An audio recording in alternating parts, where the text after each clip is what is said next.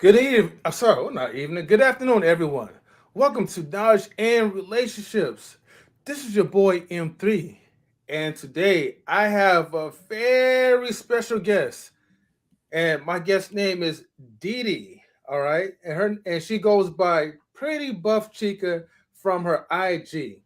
And today we're gonna be talking all about like just fun stuff, where it be about bodybuilding, health, and fitness, and all kinds of good stuff. Now I also want to bring in Mr. Best in the World 84. How you Hey, doing, what's going everyone? on, everybody?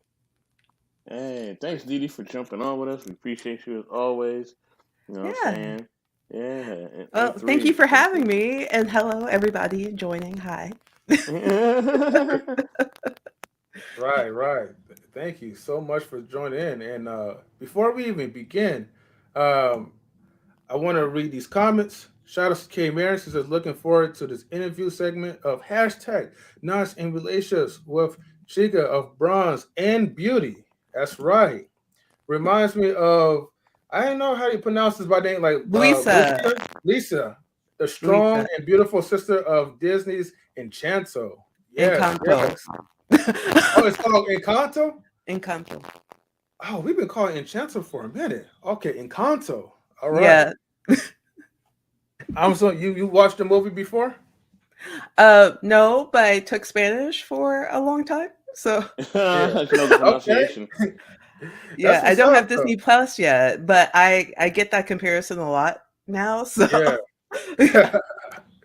That's what's up. What's up? Yeah. So man, I'm glad everyone is doing good. And so with that being said, we're gonna just, jump into like, the first basic question, and that is pretty much if you could tell us about yourself, Didi, because I'm for sure Okay. everyone would like to know about you. Okay. Well, as you said, I'm Pretty Buff Chica on IG. And like basically I've been working out a lot for like 5 years now. Yes, 5 years since October last year is 5 years. And basically, what I tended to do is just post on IG. I don't have any other social media at the moment for that. Hmm. But yeah, like that was a bit of just a thing that I did, and then suddenly I got followers, and I didn't understand why. But then after a Mm. while, I Yeah, realized I'm a little different. a little different. Okay.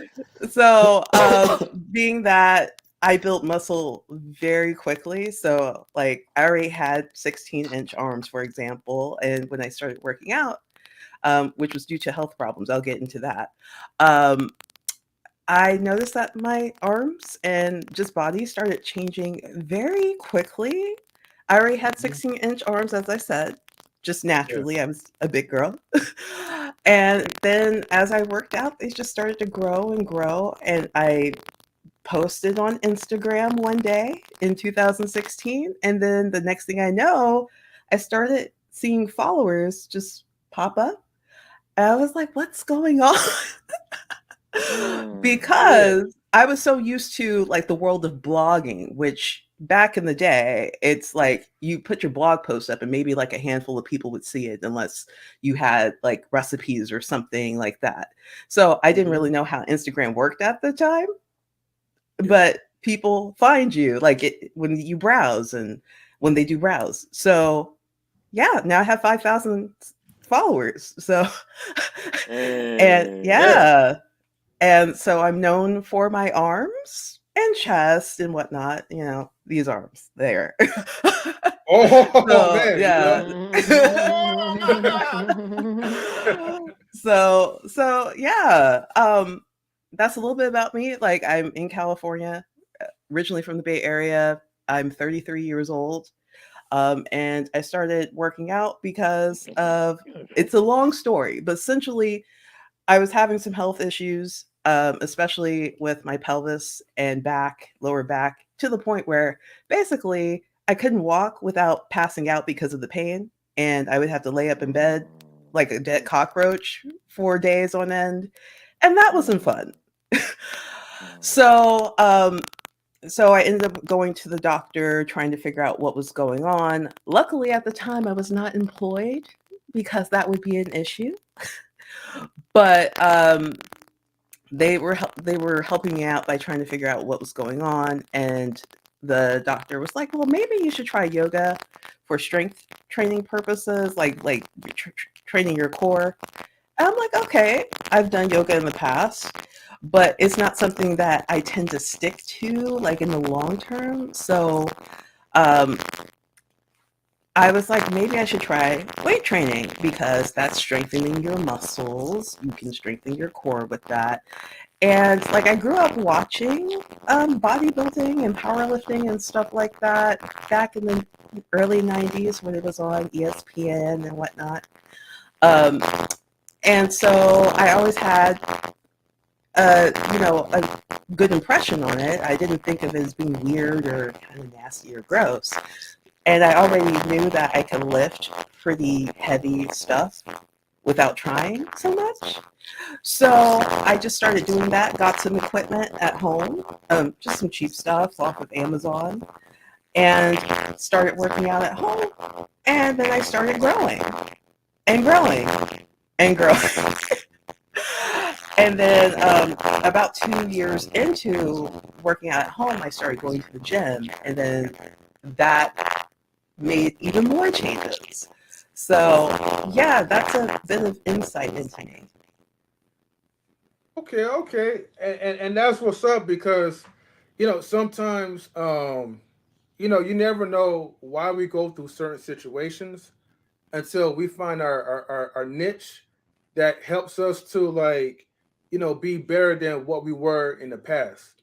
And then Yeah. as long as we stick to that, then it's like okay, we kind of tend to appreciate what starts us off, you know. Mm-hmm. Um, man, there's so many questions I want to ask, like, as far as like with muscle growth and bodybuilding, and I know we had like our private conversations as well too. Mm-hmm. Um, so like before I even begin with the questions, I want to give a shout out to Jordan. He says, "Hi, Deandra." Hey. Shout outs to R. Shar and Dave, who says hello, driving, so can't chat but listening on the road. All right. And then shout outs to Dominique Anthony. He says salutes to Knowledge and Relationships, one of the hard working channels in the spirit. Peace M3, Mr. Best in the World, Didi, and the chat. Salute to you, and also salute to K Marion as well too, and everyone else Salute that's to like watching and everybody, tuning in. Yes, man. salute. Salute Yes, to everybody in the definitely chat, please man. the likes Much up. love. Much Yeah. love to everybody in the chat for real.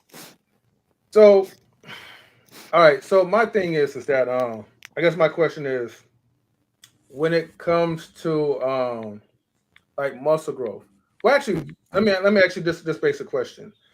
Um, with dumbbell curls, bench Mm-hmm. pressing, and what do you also call like squats, leg pressing? Yeah. Do you know? Okay, how much are what was your max? So how much are you able to lift as far as like dumbbell curls, if you mind if I ask? Okay. So one thing to know is that I don't do like one rep maxes. Just because I train for hypertrophy, meaning that I train for muscle growth.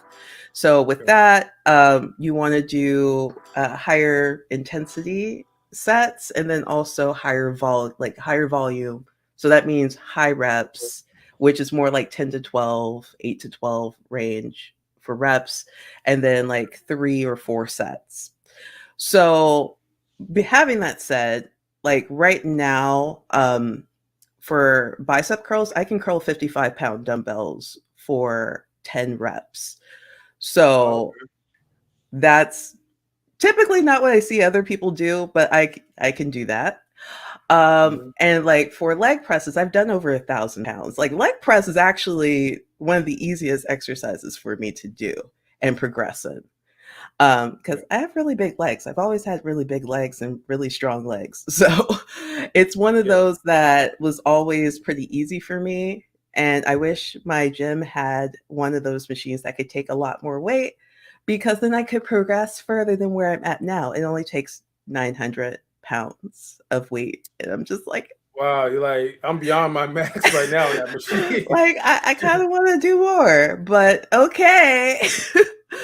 Yeah, um, but yeah, bench pressing. I'm doing 225 right now for 225. yeah. Okay, So so that's like 245s each side. yes, so Okay. 2 plates per side. Hmm. And yeah, I'm doing that now. It's kind of like a newer weight for me. So I do like sets of three. So I do that more of a powerlifting style of a training for that to train for more weight eventually. So Okay. my goal is to eventually, probably within a year or so, as long as Hmm. COVID doesn't shut down gyms, to get to 300 for 300 pounds. reps. Okay. Perhaps. Okay. So yeah, so that's a goal of mine. For squats, because of nerve damage, I can't really do like. I probably could do it with the Hmm. safety bar where it has more of the weight distributed, but they don't have that at my gym. So instead, I have to do hack squats. So with that, I can easily do like 400 plus pounds for like 10 to 12 reps on that. So 10 to 12 reps. Okay. And and no sets on that one, right? oh no, I always have sets. Oh, so So okay. always, but usually what I do is start with a lower weight and then work my Hmm. way up to what is like basically what is uncomfortable, but not enough that I sacrifice form and I can't do my 10 to 12 sets. Sometimes I will Yeah. test the waters and go like for 6 sets with a higher weight. So that's typically how I know, like, okay, we're almost to a point where I can really do that. Let me just, work with that weight and see if I can Hmm. improve. Yeah. We got Dominique says that damn, Miss Didi, you're progressive if the gym is holding you back. Definitely. Yeah. Man. I might have to go to another gym, you know? Yeah. That, this okay, gym and that is, yeah, that's this gym and this planet is mhm. useless. Let me go to another one. Exactly. Well, I Okay. only pay $17 to go to this one, so I probably will one day like find another gym that is more geared towards like bodybuilding and powerlifting, so that way I can do more. Um, Mm. Mhm. but for now, it works. Okay, okay. We have Gigi Overpower says, great stuff you do. Heavyweight and you say it normally. Like, oh, it's just casual, like, 400 pounds, work up to Hmm. like 300 on the bench press. I curl up like, 55 like pounds, it's just like just lightweight stuff. But I that, mean, I have a different perspective just because I've yeah. always been strong. Like I never had to like I'm working on getting stronger, but like I've always been like the kid that could do a lot more than her peers without trying. Like I was not on the power I did not take powerlifting classes, which I could have. I could have taken Mhm. weights in high school, but it always was like either 0 hour or at a time where I'm taking Spanish. And I didn't want to do 0 hour because I didn't want to wake up early and come to school early and stuff. Like, no, I'm not on track and field or any other sport like that. I took tennis, but I didn't need to take weights for that. But Mhm.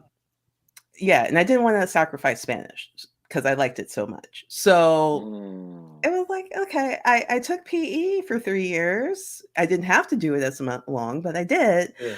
And we did have like the fitness center in our high school. So I would just do that. And that's where we got tested for certain things. And I was pretty darn good. I Mm. was Right. just like, oh, okay. Wow, I Yeah. can curl a lot. Okay.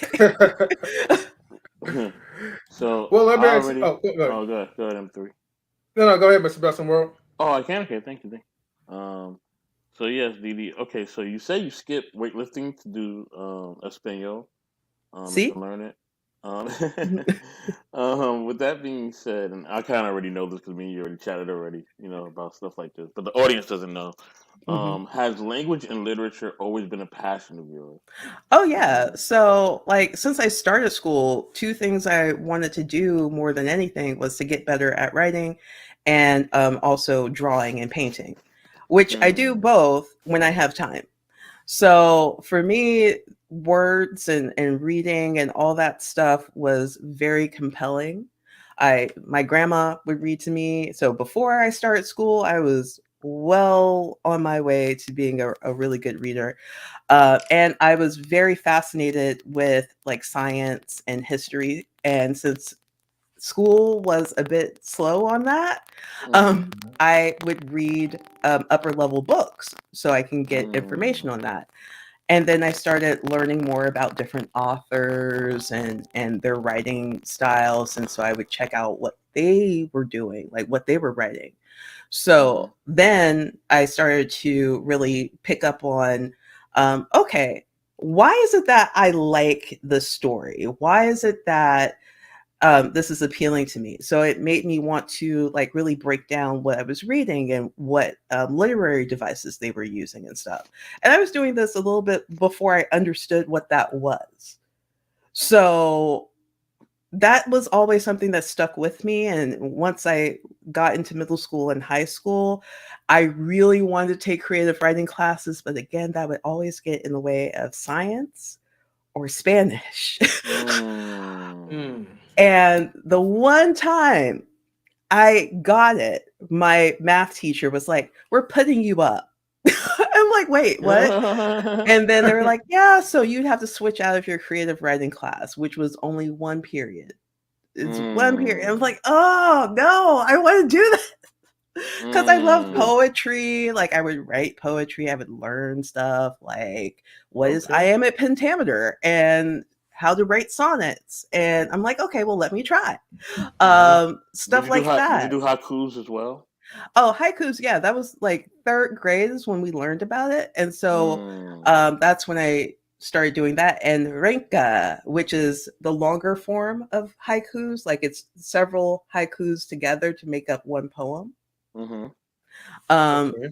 so that that was really cool. And then that made me interested in Japanese literature and Mm. and world literature in general, and kind of seeing what they do differently. Because with different cultures, they tend to take from literary devices and things like that from what was in their classic literature. Mm. So, for example, with Latin American literature, you have a lot of magic realism in it. So it's taking elements of magic and putting it into the reality, and it helps to guide the story along and to create messages about that story. Where we don't really do that as much here. That's not really something. There's some books and stories that do use elements of that, Mm-hmm. but that's not as common here as it is in Latin America. And like things in Japan, subject matters that they write in literature is different. So that really opened my world up into the idea of like, oh, okay, so there's more than just Shakespeare and the famous authors that we have here. Mm-hmm. Hmm. Let's look at what's going on over there and see if we can if we can get something valuable from those stories too. Right. Okay. We do have a question. Ooh. Dominique says, "How many languages do you speak and understand?" Okay, so I'm not fluent in any other language other than English. So I just want to make that clear. Okay. But so yeah, but I took Spanish for 4 years plus two plus for eight, like four plus for 7 years. Okay. So kind of. So yeah, I would say middle school it was pretty much 2 semesters, so like a year there, then 4 years high school, then 2 years in college. Now, I am not so great anymore with speaking or listening because I then went to South Korea and focused on that. So that diminished, but I Mm. can read it pretty well still. Yeah. And with Korean, which is a bit of a tough language because it's quite different from English and the sounds are Mhm. different. I focused on that. I'm still rusty because it's been 10 years, but I can kind of understand it at least like to some extent. I can get around in Korea. I can order things. I can, basically do what the I need to do in Korea. And Okay. then the month that I was in Japan, I was picking up a lot of Japanese very quickly because no one really speaks English like that. Mm-hmm. So you're Mm. forced, your brain is forced to learn what is being said in Japanese. And I would have to say, like, if I were to take time to learn a language and wanted to go to a country to get better at it, Japan would Mm-hmm. be one of those because you're going to have to use it. So I had Right. a little bit of study before staying there for a month, and um, I started picking up on kanji, which is the Chinese characters that they use, and then like I Mm-hmm. already knew katakana and hiragana, so that made it easy. And Mm. usually over the kanji, they'll have hiragana that tells you how to pronounce it. So that helps a lot. Mm-hmm. Mm-hmm. And then I just started picking up like, okay, like in this context, this is how you pronounce, because they have two pronunciations for kanji usually. So Oh. in this context, this is how you would pronounce this kanji. In this context, this is how you pronounce it. Like there's patterns. So I started picking Mm-hmm. up on that.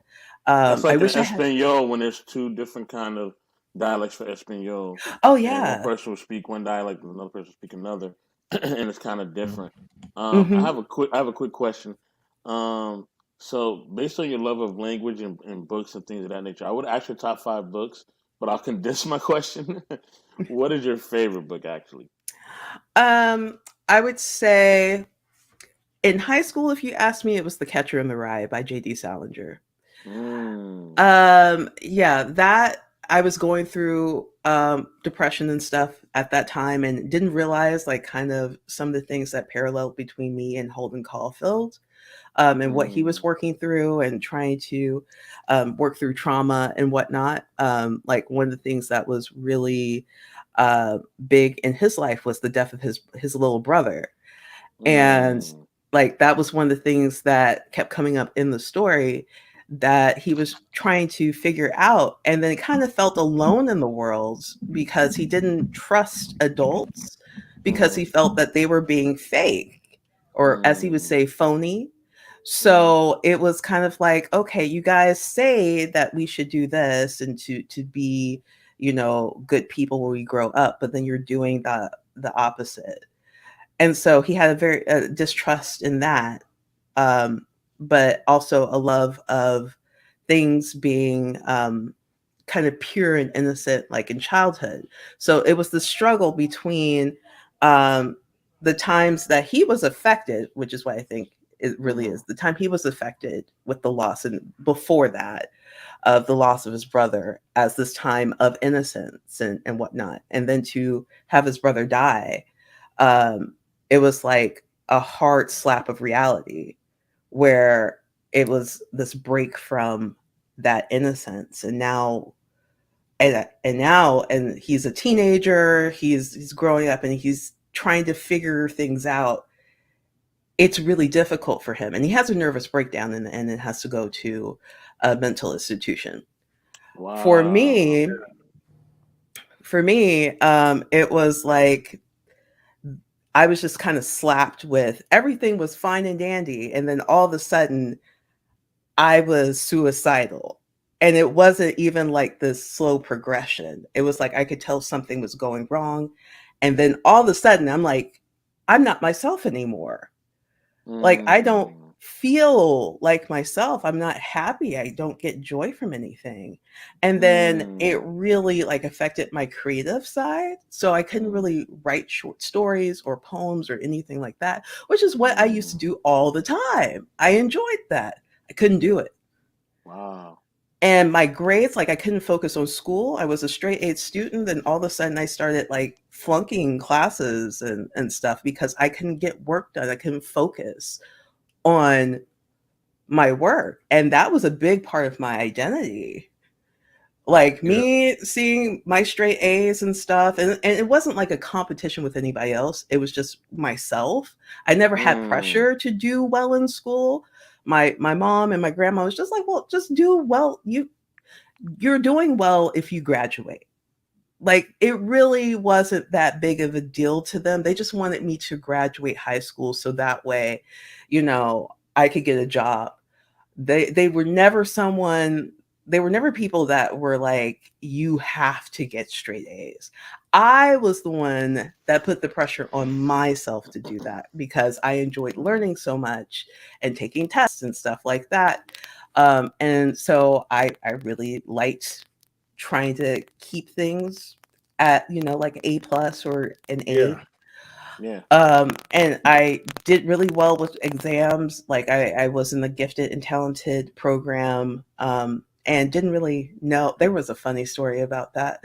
Uh, didn't really realize that, teachers and stuff would be like, yeah, so yeah, let's go. You go ahead and take this IQ test, which they didn't say it was an IQ test. It was just like, you're going to take this test. And so they pulled me out of the class. I took this test where it was like puzzles and stuff, and I'm just like, why am I doing this? Like, this is a waste of time. I can be learning stuff. Like, why am Yeah. I doing puzzles and stuff like that? Like, let me go back to my math class or whatever. So I did that. And then later on, I got this letter. Well, my parents got this letter saying, like, yeah, so your child is gifted. And we're going to put them in this gifted and talented education. And I was just like, Mm. well, what's that? I'm just like, what's Mm. that? Okay. And then next thing you know, my classes were changing and all this stuff. And I'm just like, so all right. We'll just roll with it. Yeah. Now, the thing is that especially with math class, I was never like, let me move up in math. I'm like, hey, this is my Hmm. lane right now. We're at a Oh good gosh, I feel the level. same way about math. It's Hmm. like we're at a good level. So when teachers were like, yeah, so we think we're going to put you up a grade level. And I'm like, why? It's like, yes, it seems like this is a bit too easy. And I'm just like, Mm. I don't think that. I don't think that at all. I think that is just fine. I'm Like, enjoying myself here. Yeah. yes, exactly. Like, just Less don't pressure, less stress. don't pay me any mind with like the grades being really, really good. Like, I work hard, and really, it's like I'm able to whip things out in like 5 minutes. It's like I like that system. I like it. They're I like, Yeah. remember no, the no, we're going to put you up. We're going to put I you up. remember a story of Yeah. when my mom went to this teacher parent night, and the teacher was like, he was like, "Hey, I think your son is a genius." And I was like, "This is weird." And he asked me like to go outside so he could speak to my mom privately about me being a genius, and I'm like, "What?" Like I was just doing the work, like, and I was just having fun. Like, thank you, I appreciate it, but this is different. Speaking of Yeah. favorite books as an adolescent, mine was Invisible Man by Ralph Ellison. Oh, okay. Um, like it was a fantastic book because it allowed me to kind of see, just the way society at times can view men of color and how Mm-hmm. at times I was viewed, and because a lot of times, I can relate to being like the social outcast. You know what I mean? Mm, Being different from everybody else. Having a quick learning curve. And then when you're a quick learning curve and then you're a guy and you're a man of color and you mm-hmm. look a certain way, people are like, oh, okay, like they automatically think like if you are a black guy who's a big black guy who's probably who I did play football, okay, so you do play football, they just think that like you're dumb or you don't know what you're doing. Yeah. But then when they see like you can read better than everybody else and your understanding comprehension is better than everybody else, they're like, oh, okay, he's not just some dumb big dude. Like this dude actually knows what he's talking about. So Mm-hmm. it'll kind of allow me to see like how when you are a man of color and you are different, how people are gonna view you. You know what I Oh mean? yeah. And Yeah. and it kind of touched all aspects of that. So it touched like men of color who were fighting the system. Those who Mm-hmm. didn't fight the system. kind of how they were viewed in retrospect, and then the character, he's so emotionally conflicted because he wants to be a rebel, but then he also kind of wants to conform in society. So he's kind of always fighting throughout the whole book. And that was my battle Yeah. as a teenager. Like I'm like, I wanna make my own lane and do my own thing, but I also want to be like accepted. So it's Yeah. like it was just that divide, you know what I mean? But then as an adult, I was like, man, I don't care about none of that. Like, Yeah. I'm gonna be me, and that's just what it's gonna be, and you either gonna take it or leave it. So yeah. Yeah. Isn't Mhm. it great? Like when you're a teen, like you end up finding books that like reflect where you are at that point. Yes, And yes. usually it's like you're at that point in life where now you're starting to see things different. It's not as easy as it was as a kid. And then when you Hmm. finally like you pick up that book and it's like, wait a minute, this is what I'm experiencing right now. Yep, yep. Oh, It Yeah. speaks to your journey. yeah, it's like somebody actually kind of understands me. Like Yes. it's really cool. I would say now in terms of favorite books, one of the books that I've read probably the most just because I did a lot of rhetoric related stuff with his material is the autobiography of Malcolm X. Oh, that's a great book. Oh Mm. my Mm. gosh. And I know that some things were a little bit altered by Alex Haley a Hmm. bit. And then actually, Ilyasa Shabazz wrote a book that talks about the earlier part of Malcolm X's life. That's really good too. I got it on Audible. I'm forgetting the name of it right now, but I Mm, suggest that you check it out because it's okay. actually really good. And the person that reads it is really, really good. Love it. Mm, But with the autobiography of Malcolm X, the thing that I really liked about it was that you got to see this. It really is a theme of change, of metamorphosis. mm, Um, and you see how he started, and then what ended up happening to his dad, and how he ended up going on the wrong side of the tracks, and how that could happen. And you could see how this family dynamic that was strong, with his father really being that head of the household, really being that rock, and then his mother really complimenting him, the father, and how all of them were growing up in this environment where they were being taught that you could do things for yourself. The future, even though right now it's kind of limited, you are smart, you are capable, mm-hmm. and then all of a sudden to have that taken away because his father, it seems for sure that his father was killed by the KKK in Lansing, Michigan, which is another aspect to that. It's Oh like you wow. don't think about racism so much in the North. And Mm, the thing is that Lansing at that time, they had a very big chapter of the Ku Klux Klan up there. wow. Um, yeah. And so, and this was the height of the KKK, where they had millions of followers. Like, I believe at this point in time, it's about 3 million or so at the height. Oh wow. Yeah. Right. Yeah. Yeah. Because after Birth of the Nation came out, the movie, there was a big push. Like, that really promoted the Ku Klux Klan. And Wow. so over the years, and this is probably one of the most dangerous times to be black in the U.S., to be honest. But we don't really talk about that as much. Oh yeah, we Um, don't. We don't. but I mean, it's a fascinating part of history for African American people here. But yeah, lynching was quite common. And that's the thing. It's like this was the time where if you and a white person were sharing the sidewalk, you move over to the side, no matter how dirty the street was, no matter what was there, you kept your eyes down, and Mm-hmm. because the wrong look, and Man. you It's a never know wrap. who's going to come up to your door at night with the cross, Yeah. burning crosses Mm, and taking you Burn out. your alarm down. Yeah. Yeah, Yeah. yeah. It, and just a bit before that, before this was going on, you had like Red Summer. Mm, 1919, 1920, 1921 was awful. Uh, Malcolm X was born in 1925. So you're still in the throes of that time. And in the North and in the South, it was bad.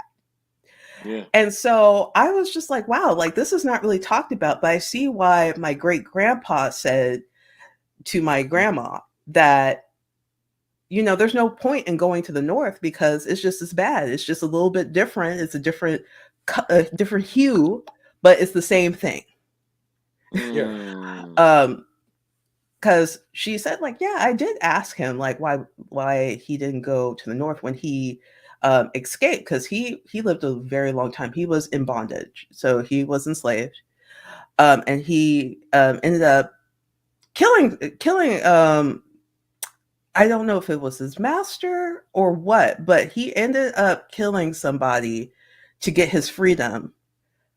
And he went Mm. over across because he was in Tennessee, and he went across the river into Arkansas. Um, and so that's where he stayed.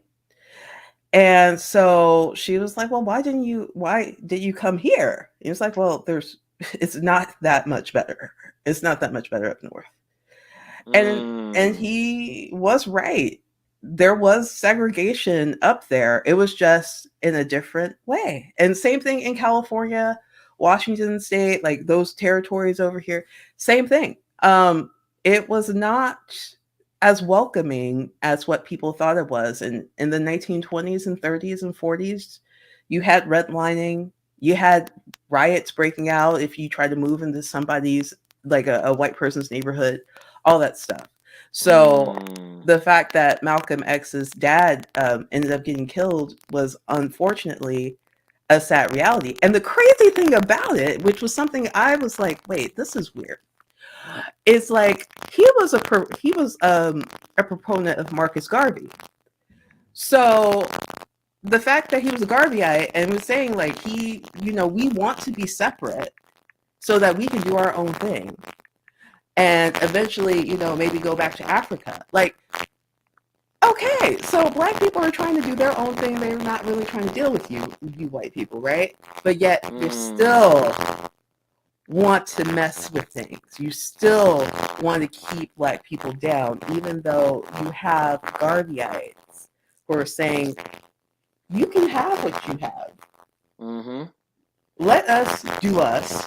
We'll keep the dollar in our neighborhood. We don't have to deal with you guys. We don't have to do that. And yet he was killed because he was a Garveyite and he was preaching to people, to black people, that we can make things better for ourselves. So there was like things like that in the book that I was just like, I never really thought about this, or I didn't know this, or so it was very enlightening and enlightening to Malcolm X as a person. And you start to realize, okay, like people gave him this militant title, but really there was a different side to him in person. Like he was quite a cerebral person and kind of shy. People say that he was shy, and he did like being around people. He liked making people laugh. He had a very warm spirit.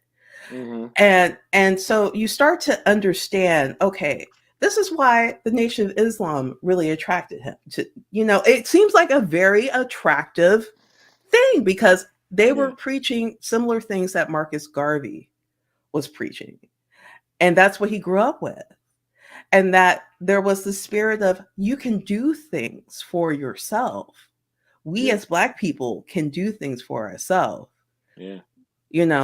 If white people don't want us in their environment, we don't have to have that. So it's easy to see why he went that route. And unfortunately, there was corruption and stuff that was going on behind the scenes, and him being so faithful, in with Islam and the teachings of Islam, Mm-hmm. to see that Elijah Muhammad was doing what he was doing with those girls and getting them Yeah. pregnant Yeah. I was, mean, that whole thing whew. was crazy, and I think that like the whole Marcus Garvey philosophy, and even the philosophy that the Nation of Islam had, um, to the point where even now they can't even they can't even have like I've seen where I mean it's sad, that when I see people from Nation of Islam and they're sharing their philosophies or people sharing Marcus Garvey philosophies, their YouTube channels are automatically taken, their Instagram Yeah. channels are automatically taken, and they're just speaking their mind. You know what I mean? They always have Yeah. been looked at as a danger, quote unquote, to society, and it's not a danger to society. It's just a danger to the status quo Yeah. that the system wants to perpetuate, and they don't want us to have an understanding of self. That's always been the goal. The goal ain't to have us leave. The goal is just to keep us blinded Mhm. by what we're doing. And shout out to DJ Eddie King, our music coordinator. DJ Eddie King, what's going on, brother? Salute to him. But yeah, that has always been the reference point for that. For me as an adult, my favorite book um, has been Wild at Heart, and Mhm. basically it's by John Eldridge, and it's basically a walk through manhood. So it takes you Mm. through each steps of manhood. So it takes you from when you're young to preteen, teen, young man, mature man, and then elderly man. So, some of those phases I ain't faced yet. Some of them I have, you know what I'm saying? Mhm. So, what I mean? Like, with that being said, it's just a really good walkthrough. And it takes you through a man's walkthrough his relationship when it comes to women, Mm. and his Mhm. view of women and and he has to have, how men have to basically, how we need to, definitely be attracted to women, pursue women, be a man, you know, basically take our stance as men, but do it in a healthy way where we're not overly fantasizing about women, we're not overly sexualizing women, but we are actually having healthy cognitive, relationships with women and understanding their role to us and we Mhm. understanding our role to them so that the relationship can be balanced. You know what I mean? Okay. And Absolutely. then Yeah. they're not doing too much, and then we're not doing too much. Yeah. You know what I mean? Mhm. And or we're not doing too little, because that's also that's a philosophy that he talks about too, where there's kind of like men who are just like emotionally unavailable completely, and how that's Mhm. not good either. You know what I mean? Where Yeah. the man is just completely Yeah. robotic, and the woman is like, yo, can you at least just say like you like something? Like Yeah. so it You can know, be both sides of the spectrum. So yeah, go ahead and I'm sorry. no, no, no. I was agreeing with everyone. Yeah, I didn't even know I was muted until now, but um, I enjoy like listening to Malcolm X's and the Nation of Islam's like philosophy that you don't really need you know other races of people's approval in order for you to advance. If we came together and we start creating our own, which at a certain point we kind of did, Mhm. and they did destroy. But now the question is, are we going to rebuild, or are we going to keep pressurizing? You know, I guess I'll just say white people. To make things happen for us, like reparations and all that. We are responsible for what we do. So we need to fight for our people, but at the same time, we have to learn to also love ourselves as well too, because our ancestors and us has gone through so much. It's a generation of hatred. Someone I remember I had a conversation with, and they kind of point out that we are inherent with depression, Mm. because of the opposition that was instilled in our people. So I could kind of understand where the person's coming from, because if you grew up with negativity and you've been oppressed and you just feel like we're always going to be at the bottom of the barrel, subconsciously you're going to teach like your children that, and then it's going Mhm. to pass on through generations. Um, which right now this is why I like this YouTube space for now, because I feel like in some cases, um, we are having, and not just with YouTube, with Twitch and other platforms that we could use.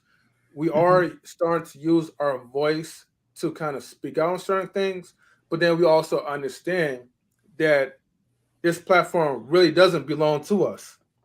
So there's always going to be limitations. So when Yeah. you guys brought up about the Nation of Islam, whenever they speak on educational facts, they get shut down on it Yeah. because unfortunately, and this is why I feel like we have the celebrities, the celebrity gossip, the news topics.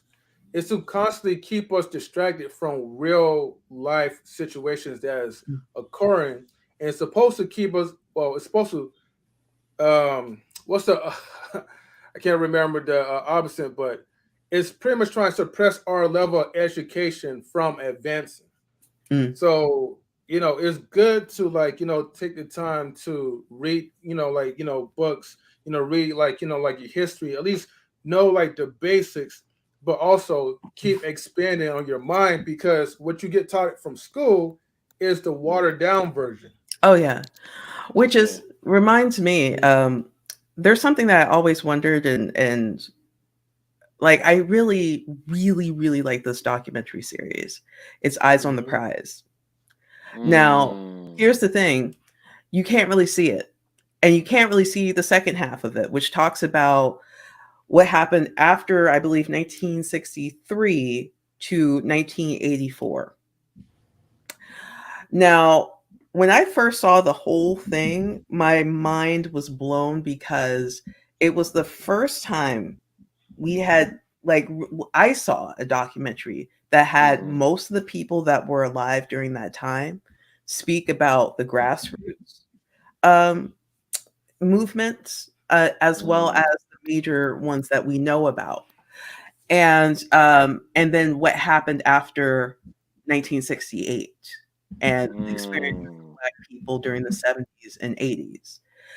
Unfortunately, for a long time, seeing it, period, wasn't going to happen because there was just all sorts of things going on behind the scenes in terms of blocking this documentary. I'm actually reading a book on that called True South by John Ellis that talks about the Oh, production I've heard of of that book. Eyes and then like the stuff that happened that PBS could really only show it like a handful of times. Uh, Mm. Mm. and so how I ended up seeing it in full was on YouTube, but of course because of Mm-hmm. copyright, that's taken down. So I have Mm. the first half. They Hmm. they managed to release the first half of it on DVD, but it stops at 1963. But Wow. I think that that is one of the most crucial Black history documentaries that should be aired every year. Since it's February, might as well air it on February Oh, that's because, never gonna happen. Right. That's never or gonna happen, multiple sis. times a year, because that was one that was I knew a lot of the stuff, but then also to see what was going on inside the that it wasn't a whole smooth conglomeration of different groups. There was infighting. There was Mm. difference of philosophies. There was a lot of things going on behind the scenes that we don't get to hear about because there is one narrative that's like, well, Mm. Martin Luther King came and you had the Montgomery bus boycott and everything, and then when he died and Robert Kennedy died, everything was honky dory. And Mm. no, of course not. Of Mm. course it was not honky dory. And of course, when the Civil Rights Voting Act passed or whatever, like the Civil Rights Bill passed, of course, that wasn't the end of it. That's institutional. There were Hmm. things that legally that states could still get away with because it's like you have to enforce these things now. How do you do that? Um, just all sorts of things that were going on that you don't really hear about so much. And that is a wonderful basis for getting into what the civil rights movement really looked like from behind the scenes. And all these people that I didn't even know existed that were fascinating individuals that Mm. were teenagers and whatnot that were really trying to figure out how do we go with Dr. Martin Luther King Jr. with this nonviolent stuff, or Mm. do we go ahead and take up arms like the Black Panther Party and be able to protect ourselves that way? Or, Mm. Hmm. what do you do? I feel like there should Yeah. be like a balance between both, but it's like, okay, you don't have to necessarily. No, I'll put it like this. It's like martial arts. You don't you don't have to be aggressive, but you can also be proactive in a way that when shit hit the fan, you'll be able to protect your people. And I think because there's such an imbalance, I don't know. I guess our people feel like, well, let's let's just take the beatings, take the punishment, take the ridicule, and hopefully they see the good in us. So then their conscious themselves will tell them to stop. But as you see, Mm, like that's not happening. mm, It's like high school. If you don't defend yourself, unfortunately, the kid probably be like 2 or 3 times bigger than you, which is unfortunate, right? Mm-hmm. But you mm, have two situations or two solutions. You could have a thick skin and deal with the ridicule, the bullying, but eventually it's still going to affect your mental. Or you could try to suck it up, stand on your ground, know that it's going to be a losing battle. But as long as you continue to fight and defend yourself, eventually that boy's going to get tired of like trying to pick on you because he's not trying to get hit, he or she, you know? And that's the way how I look at it. mm, Unfortunately, I'm going to just be honest.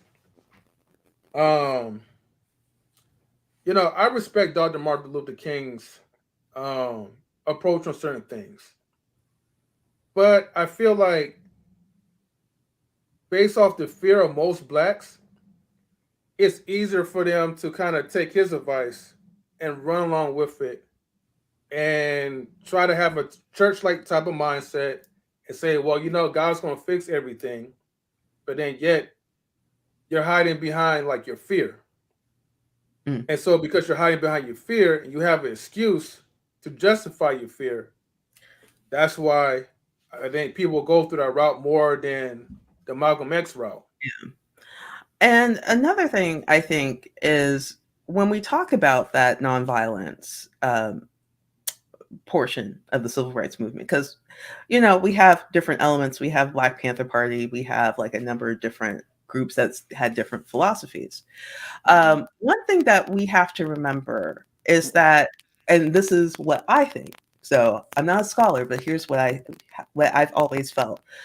The reason why it was so effective in the South was because you had this juxtaposition of people who were not in arms. They're just trying to march, right? Trying to do sit-ins. And even though it was a nonviolent protest, there was violence.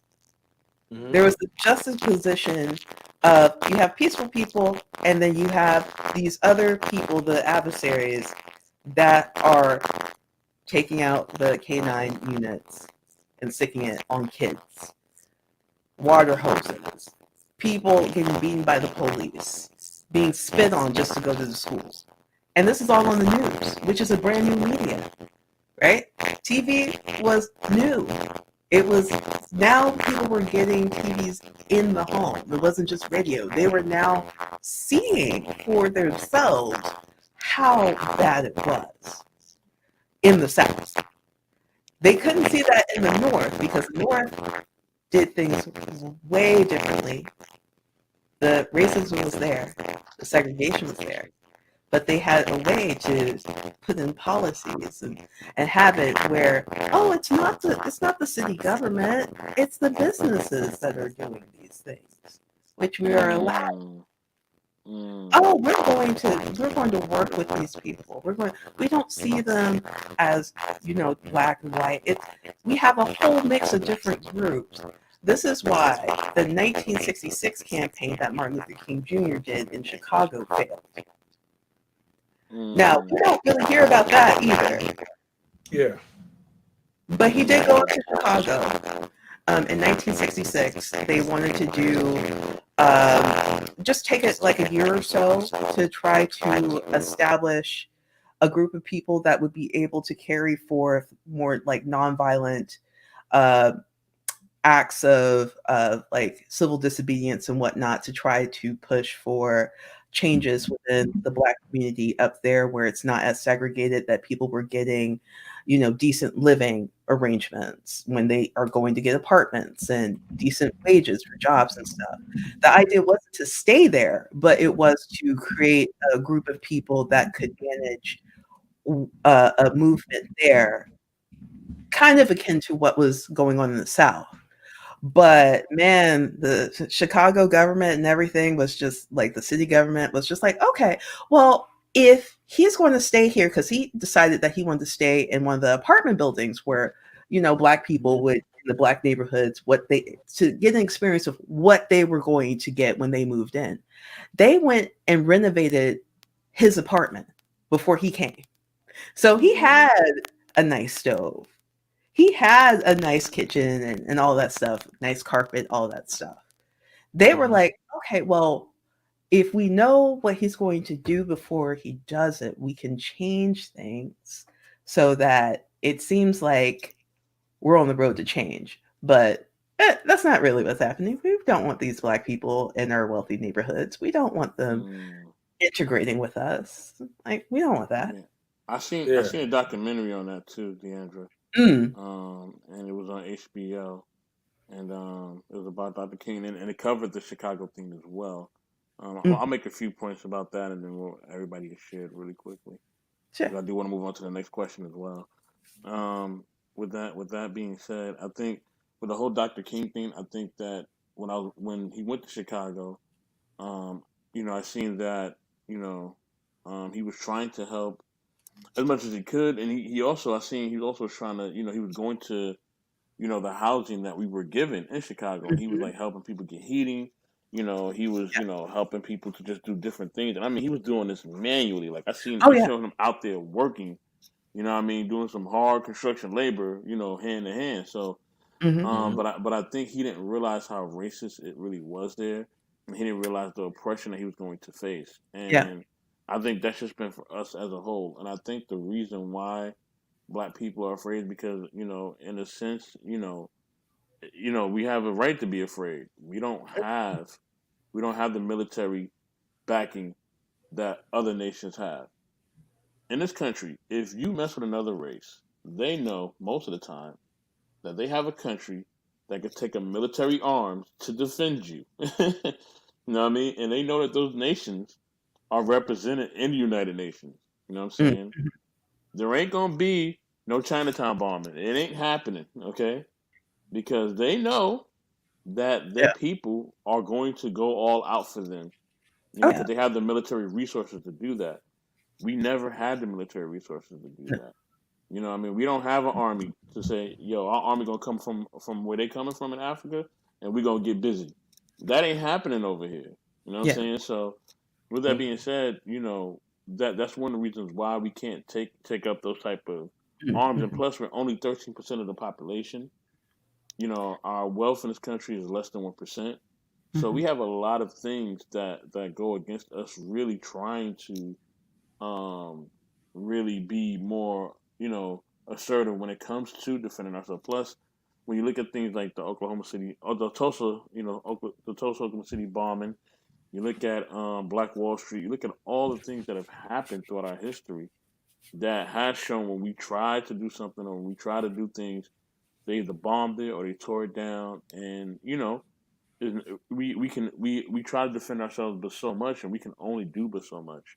Mhm. I think that we have to approach it in almost a guerrilla warfare type of mentality, where we know that we can't strike them straight up because there just ain't no way we gonna win. You know what I mean? So we got to just do things covertly in order to make things better for ourselves and work within the system. You know what I'm saying? Because the thing is, in order to beat a game, you have to know the rules. Yeah. So if I know the rules of a game, I can beat it. What I mean? I know how to attack that game and I know how to beat it. But a lot of times, it does take time to learn the law, to know how your state law affects you and Oh, yeah. how the government law affects you overall. So those are things we also need to research. Oh yeah. And speaking of Mm-hmm. documentaries, they don't show. They need to show. They need to show Hidden Colors by Tariq Nasheed as well, and Mm. that'll probably never ever be shown either because yeah, that covers a lot of things that people do not want to talk about, and they do not really want to get into or be invested in. Mm. So yeah, they're never going to give us the real education that we need and that we so mostly desire, and that can actually help us to know who we are and help us to discover our true identity. So yeah. Mm. Yeah, guys. You guys can hear me? Oh. Yep. Yeah, we're here, Don't MP. mean. Yeah. All right. Don't mean to derail this conversation, right? Because I know this is fun, like getting into like like the historical like backgrounds and everything else. But I do have to kind of go back to like the bodybuilding like conversations because Yeah. I do have one for the viewers. Um, and this is called like debunk bodybuilding myths. Okay. Uh, so I had like a lot of questions from other people, right? That asked me, well, as a female bodybuilder, does bodybuilding affect dating life? And so I want to make sure that we debunk these type of myths because we have a lot of them. So I'll start with that one, that question. Okay. Well, no. That's the short answer. Um, but it could like it depends. So if you're like a competitive bodybuilder, I'm not, Mhm. but if you are, you're going to have to be with someone who kind of understands what you're going to go through because I know that that is really, really difficult. And when you're getting into competition, you're eating to the point where you're at a caloric deficit, where your training has to be on Mhm. point, your diet has to be on point, and it does affect you hormonally. So when you're at a deficit and your body, like you're pushing your body to be at a point where it's um, a low body fat percentage, that's going Mhm. against what it wants to be at. So you're doing single digits, like let's say you're doing open bodybuilding, which is like the ones where you can get as big as you want and Mhm. whatnot. That's going to affect you a lot. It's going to affect how, like, your mood is going to affect your energy levels. It's going to affect Mhm. all of that. So if you have a partner that is kind of needing, and not, I'm not going to say that they're needy, but they're needing that those love languages of quality time, of physical touch, of and they need you to be there for them emotionally. Sometimes you won't, and they have to kind of understand that that is not you. That's not how you normally are. It's you're getting ready for a competition, so there's going to be a point in time, a few months, a couple of months or whatever, where it's like you're just focused on that. And that can be difficult if you're not with the right person. So at first, they'll be like, yeah, you can, there are guys who love the idea of being lifted, of, by the Right. girl. And they may not necessarily say that. There are guys who are very interested in ladies who have muscles, who are thicker, and who can Yeah. lift a lot. But it's not necessarily the social norm. So, but you'll find them Mm. are Yeah. okay with that too. But if you're someone who's Mhm. looking for like a guy that's like alpha, that you're still submissive to or whatever, that might be harder. Just because you'll find a lot of guys who are more, and it doesn't necessarily mean all of them, but you will find more that are what would be stereotypically considered more submissive. So it depends on what you want, and it depends on how you are. But but to me, I look at that as like that's just dating in general. Even if you're not a bodybuilder, there's going to be guys or girls or whoever that's attracted to you, and they're not necessarily your cup of tea for whatever reason. So I'm sorry. I'm sorry, Diddy. Sure. Sorry, the people in the chat saying that the robotic sound is coming from your mic again. Like, what does that sound like? Because how do I I sound? notice when you're touching your microphone, like that's when I hear it more. Um, I think there might be like a loose cord somewhere. Let's see. Sorry, guys, we're gonna fix that. Don't worry. I might have to put this into. I might have to put it into the frame. How's that? Uh, no, the sound is still up there. Okay, wait, let's see. All right. How's that? Still robotic. Don't worry, chat. Like we always have our technical difficulties on the stream. So Okay. Let me see if that's the word is here. so it's gotta be a loose one. Okay. Like it's not there's not tension. So let's see. And I don't know if it might be internet too. So Okay. Let's see. Now talk. how is that? Because there's nothing loose, nothing in the back. Okay. The chat says This is the internet connection. Okay, let's try this. Let me see if what happens if it might be a streamer issue. So let's try this. Hold on. Okay. Now let's see. Now you can talk. See if it works. Okay. Oh, it's better. Yeah.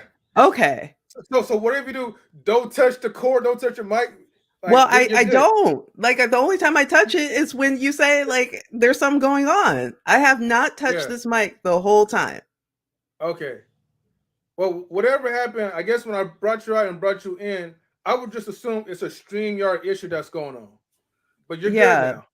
Everybody say you're good. Okay, great. All right, fantastic. Okay. All right. Sorry, everyone. All right. But to summarize, I can go back and summarize real quick. In terms of dating, haven't had much of an issue. Video's more difficult to stream. Her picture wasn't skipping. Can't be the internet. Okay. Anyway, so basically, in terms of the dating pool, I never had a problem with that. Now, depending on the person, so I'm speaking in general, if you're with a bodybuilder that's who's competing, that might be more difficult for the other partner, just because you're going to extreme levels of body fat that affects your hormones, that can affect how you interact with your partner. And at that point in time, they're just going to have to understand that that's the way it is. So you have to be okay with that and know that during that time, especially towards the end, it's going to be more difficult.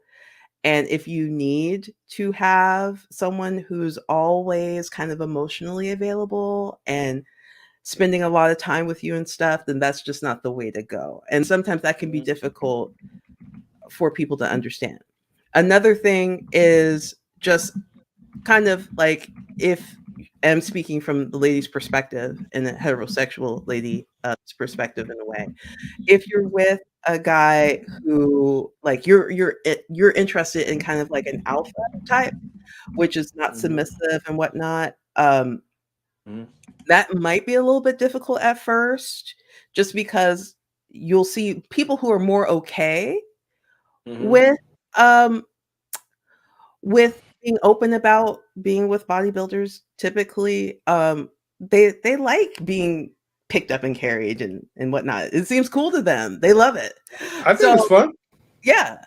And I know for some, they aren't looking for that. They're looking for more of like a guy who is alpha, whatever that means, in a way, more of a dominant personality or whatnot. And they may see that as being more submissive, so may not want that.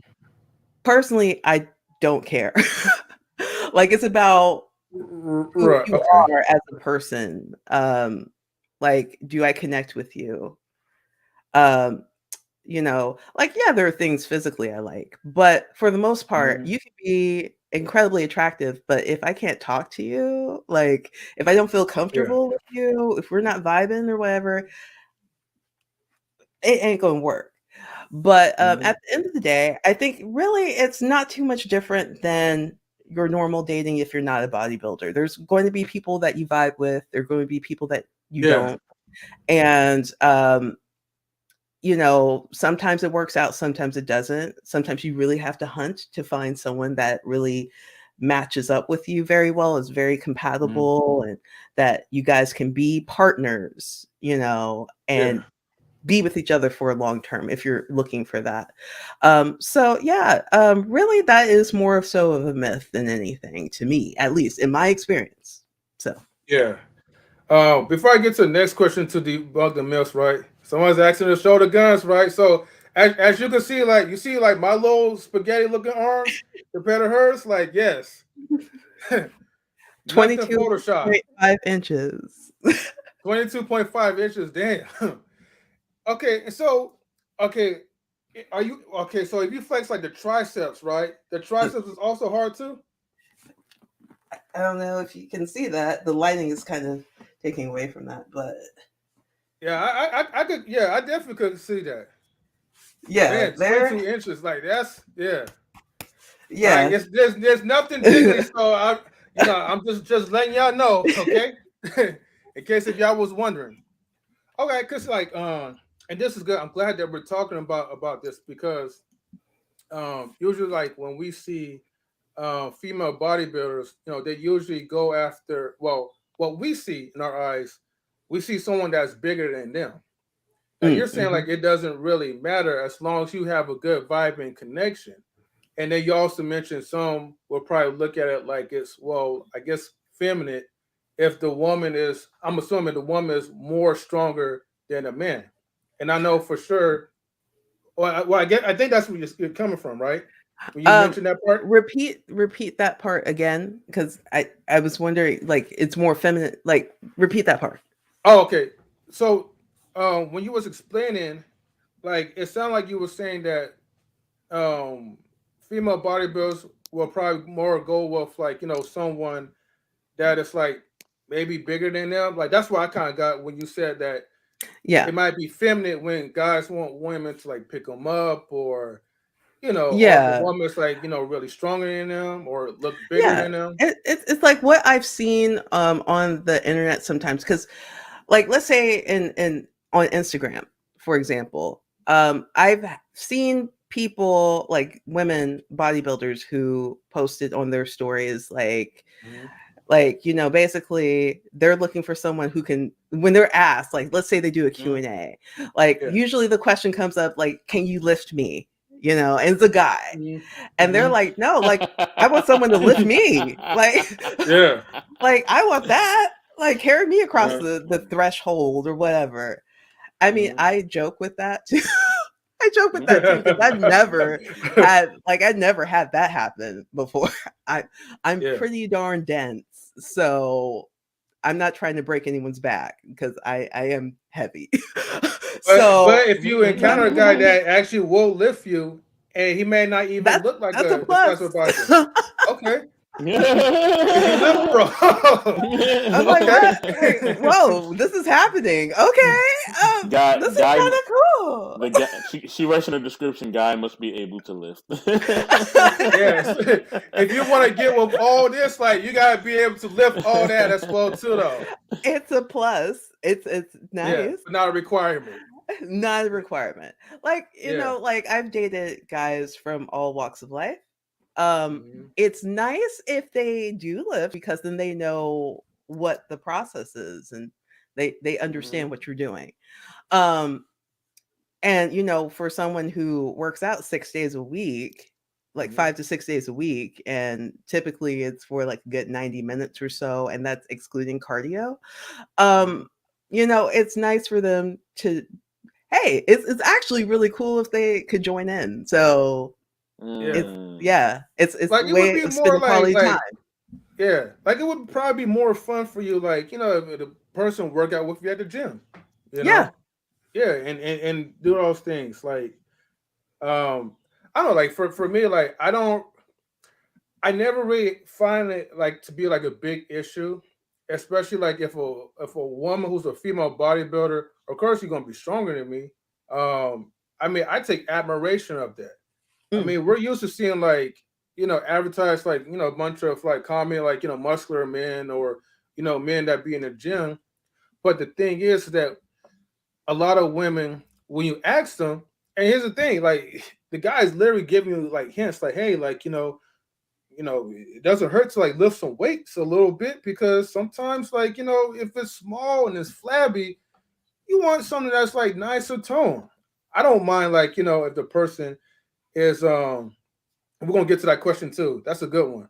I don't mind if the person has muscle, like her arms or triceps. Like I think it's pretty cool in my honest opinion. And I think Mm. deep down inside, a lot of men will probably try to say like, oh, um, if you lifting weights and you're big and you got big arms, like that's disgusting. But I think deep down inside, like they really want that, they really like that, but because society make it seem like, and that's why I hate society so much. They make it seem like it's just so bad, right? Just to be you. Yeah. So that's why I'm kind of glad that we have this opportunity. And thank you for joining the live stream for us to like have these conversations Yeah. because personal story.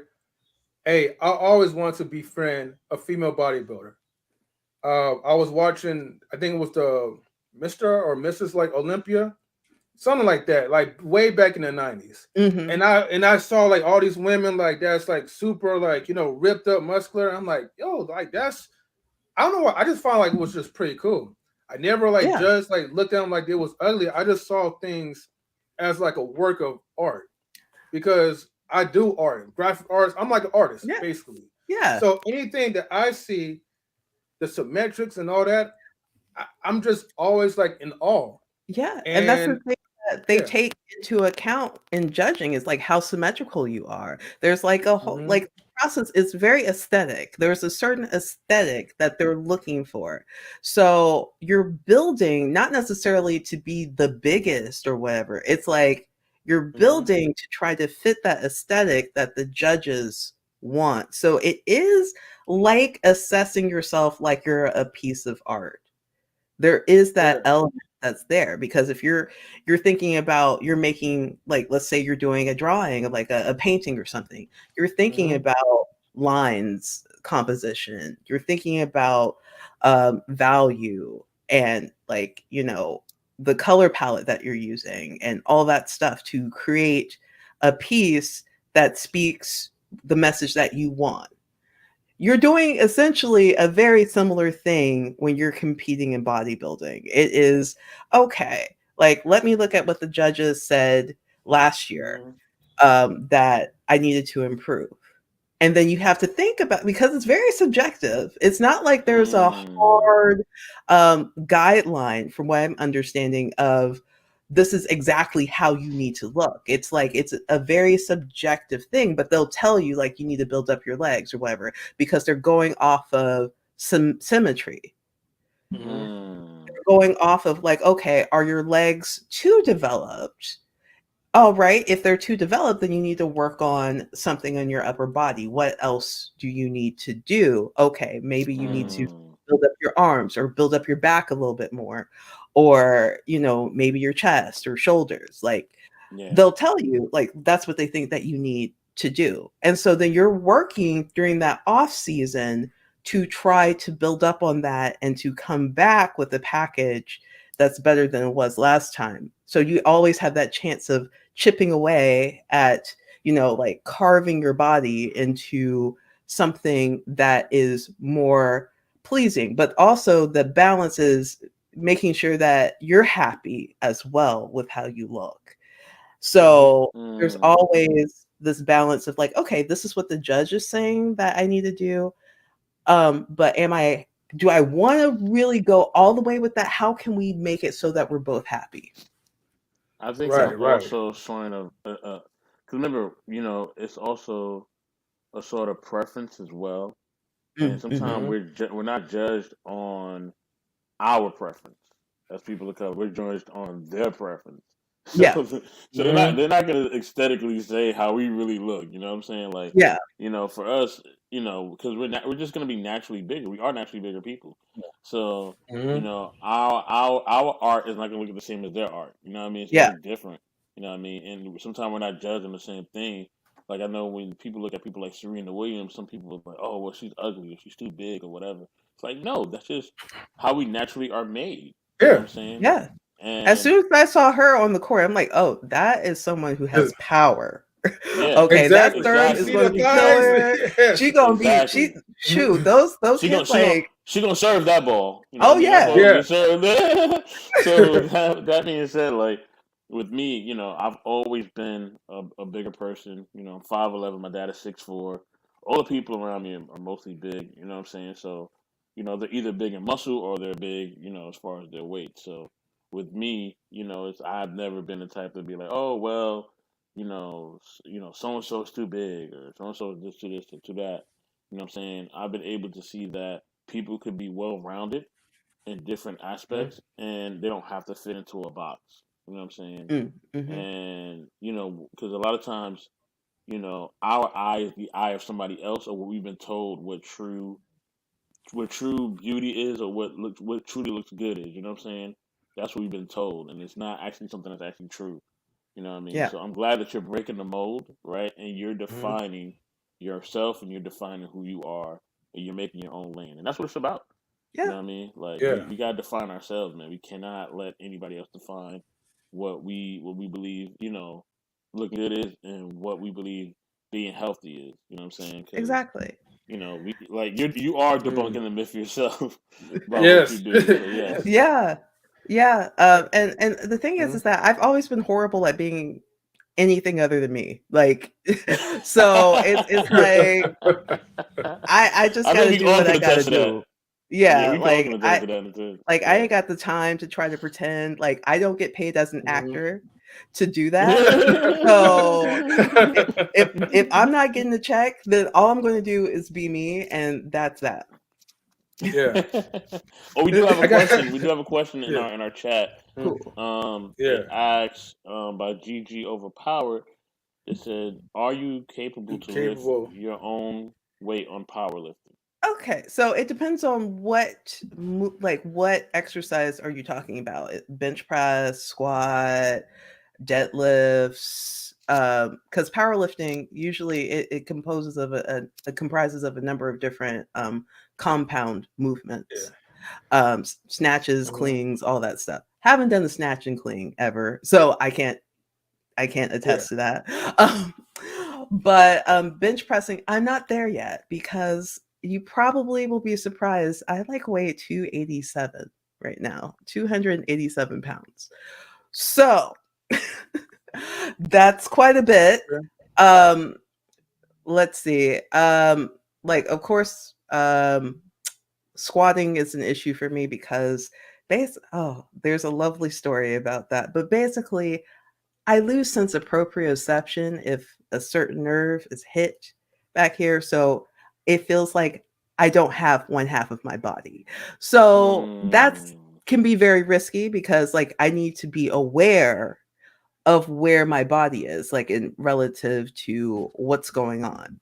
So that can be very dangerous.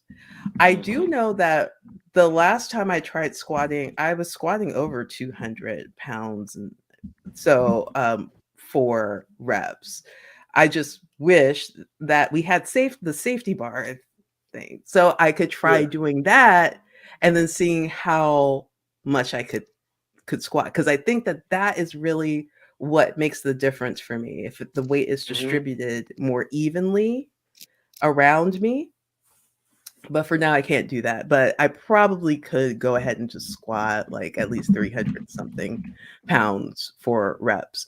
Just unfortunately, I can't test that. Like Mm. Yeah. at least not right now. Mm. Okay. And for bench press, I'm not there yet. So I'm at 225. Not quite there yet. We trying to get there. We trying. Yeah. Um, and then deadlifts. Ooh, I usually do rack pulls. Okay. instead of deadlifts, but I should try Mm, that because I don't know where I'm at now. But I know the last mm, time I was doing that, I Um, wasn't quite at my body weight. yeah. But mm. usually when I want to do deadlifts and have a deadlift day, there's always somebody there that is just hogging the station. There's only one station that's actually really dedicated for like deadlifts and powerlifting. So usually I'm just like, you know what? Let me just go ahead and do other things. And then Mm-hmm. Yeah. we'll see if it's open and I'll ask. And then sometimes they're just really a prick about it. And I'm like, okay. Wow. So I don't I'll really. say Yeah. this. I'll say Oh, this. I well, well, work out.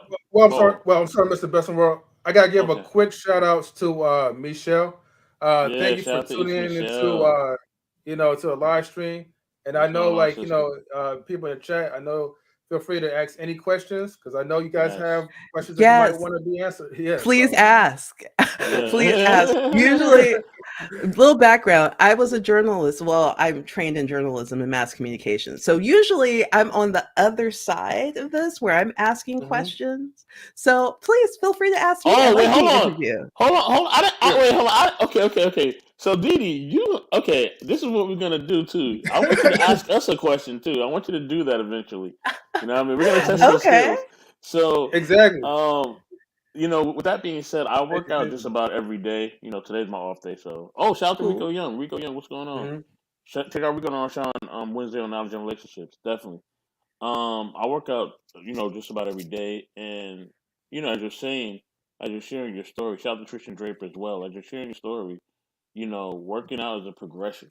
You know what I mean? Mm-hmm. You're not going to basically go to the gym and then come out and you look like freaking Arnold Schwarzenegger. It's just not gonna happen. Like it takes some No, it's not. time, and it takes dedication. And it takes you changing your diet. Changing a lot of things. Your mental, your emotional, everything. It's not Oh, just yeah. physical. People just think that, oh, it's just all physical. Like no, if mentally, emotionally, and spiritually you're not right, it's going to affect you, Yeah. and you're And not you going to be also able to got to focus. understand another thing is that it's a long-term thing. It's not Yep. like you were saying, it's not overnight. It takes years. Like if you want to really like change your body, like even lose, let's say you Hmm. want to focus on losing body fat. It takes Hmm. time. It Yep. does. It's Hmm. not suddenly like you could try crash dieting all you want to, but really that's not going to get you very far.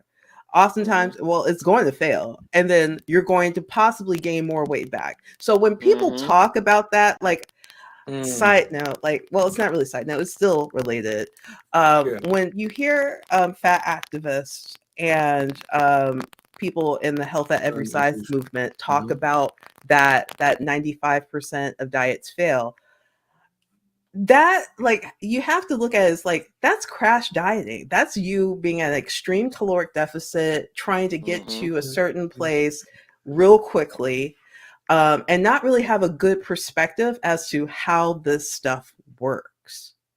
And then also having the motivation to do it, because really you can't get motivation from anybody else. You're going to have that deep seated feeling of like, I need to do this for me. I'm going down Hmm. the wrong path. You know, for me, it was like my body was just like, hey, if you're not going to use me, then okay, whatever. I'm just not going to work no more. So then I was laying Mhm. up Right. in bed with like a dead cockroach, and I didn't want that. I didn't want to pop pills Mm. because they were giving me muscle relaxers and opioids to get through the day. I Oh didn't want wow. that. I did not see my life at 27 years old being like, I have to depend on medication to get me through my day. If I and the thing is that it's one thing to talk about, like disabilities shouldn't be something that's stigmatized. But I was seeing myself as like, okay, I could possibly end up down the road where I am disabled if I don't do something now. And if I have the opportunity Wow. to do something now, Mhm. why not? Yeah. Right. Right. Yeah. And Didi, what you're So speaking to, Didi, is people Mhm. people don't look. Listen. You can't look at it as a diet. You have to look at it as a lifestyle change. It has to become yeah, your Hmm. lifestyle. And if it doesn't become Someone your did mention in lifestyle, the it chat. will Yeah. fail. You know what I mean? We do have yeah, a question about It's Michelle. You know what I Well, mean? yeah. actually, no. We have. 3 questions. I'll go by the Oh, questions in order, right? Because while she was talking, I was seeing question one, two, three. It was like bam, bam, bam. okay. Uh, Let's get it. Yeah. yeah. Um, so from GG Overpowered, that person says, "Do you prefer muscle mass and strength, or bodybuilding and good muscle definition?" I prefer both because here's the Mm-hmm. thing. Here's the Hmm. thing. With progressive overload, you end up building up strength. It's just that it may not be in the same way as a power lifter where they're more focused on getting those 1 rep maxes so that they can go to competition and be able to do the event. So like there's a different motivation here. So for me, I look at it as like for my body, what seems to work best for me is to do the muscle hypertrophy, do progressive Mm, overload because that keeps my mind challenged. Like I will be bored if I had to do the same weight yeah. over and over again. So I see that for my body allows my body to acclimatize to lifting heavier weight at a slower rate, but is at a rate that I feel good at. So I Yeah. get both. Eventually, like right now I'm on a cut, so I will have more definition over time. But um Mhm. that's something that is more about lower body fat levels. So you can get that. And there are power like you have to prepare for a meet. Usually you're Mhm. going to lose weight to meet your division, your class division right there. So, and usually Mm-hmm. that's based on weight. So that they do cuts too. And they can be quite lean. But not too much to the point of like a stage, you know, a bodybuilder that's on stage, because then that's sacrificing a lot in terms of strength and whatnot. But for me, it's Uh-huh. both, but just I do it more so the bodybuilding style as opposed to a powerlifting style, which is usually lower reps with Mhm. heavier weight. Okay, okay. Rico has 2 questions. I'll consolidate both of them into one. But before we get to the question, do you mind if you flex your arms again to, like, the people in the chat, so that they know, like, hey, like, this is a prime Uh, example of, yeah. like, there we go, right? So yeah, and Swing then arms, Stop everyone. it, three. Stop it, three. Stop. my forearm alone is like 14 inches around. So like if not a little bit more than that. It's like maybe a little Mm, more than that. So I know that it's bigger itself than most people's, like most guys' arms. So mhm. and I hear that my arm is bigger than most guys' legs. So yeah, I have legs for Hey, arms. So yeah. yeah. Hey, that's probably true, because I be seeing like a lot of, like, chicken legs. So I'm just Yeah. saying. Uh, Yeah, oh, let I me let me get to concur. these questions, right, because man, that's some good stuff. So Yeah. Rico, okay, in his first question, he says, "Does lifting increase your energy or only strength?" They say cardio increases energy. How does lifting, if at all? And then the other one, he says, the second question, he says, "Can you give us some tips on the supplement game?" Okay. So for me, to answer your first question, um, I find that I tend to feel energized after a good Hmm. workout, like a good weight workout. But I also do cardio too, so maybe that has to do with it. I don't know. But for me, I notice that when I do lift, I'm never really like exhausted. So even if I do leg day and my legs feel like jello at the end of it, I'm still like, yeah. Yeah. Until I meet some stairs, and then I'm like, I don't know how this is going to work. Because climbing these stairs ain't it right now. but for the most part, I don't really feel like exhausted. I think that if you've worked out until you're like exhausted, you overworked. Um, so basically what you want to do, you do want to fatigue the muscle, but you don't want to feel overall like, oh my God, like I feel like passing out with sleep. Hmm. Okay.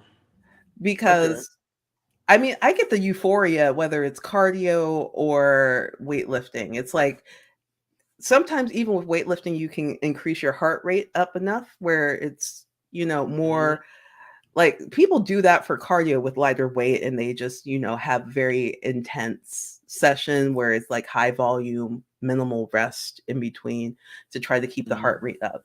So you can get that. You can definitely get energy. I get energy from it. And I get strength from it. So if I was dead tired and completely out of it with every workout, I probably wouldn't do weight training. Mm. Okay, Yeah. okay. Thank you for answering that. And then he says, "Do you have any tips on supplements?" It depends on the person. I know for me, I do have like I consume protein shakes. I need to go to GNC and get some because I'm out. But I do. I tend to do like so. I have a multivitamin that I take. Hmm. Um, I take vitamin D and calcium because it's good for the bones, and I'm lactose intolerant, so I kind of need something to help me out with that. Hmm. I take fish oil, which I've heard helps to lubricate the joints. So I know of people who will take fish oil, omega 3 tablets to before their workouts because they say that it helps with that. Um, Glutamine also is really good. It helps overall with muscle support and all that stuff. Um, Creatine, you don't need much, and you don't need to like go all out with like doing 10 milligrams. Like one scoop a day helps. Hmm. Because I know there are people who like if they look into it, they'll see like, oh, this can make my hair fall out. You don't have to go crazy with it. You don't have to cycle it. You could just do the 5 grams, which is one scoop a day. Nothing too crazy about it.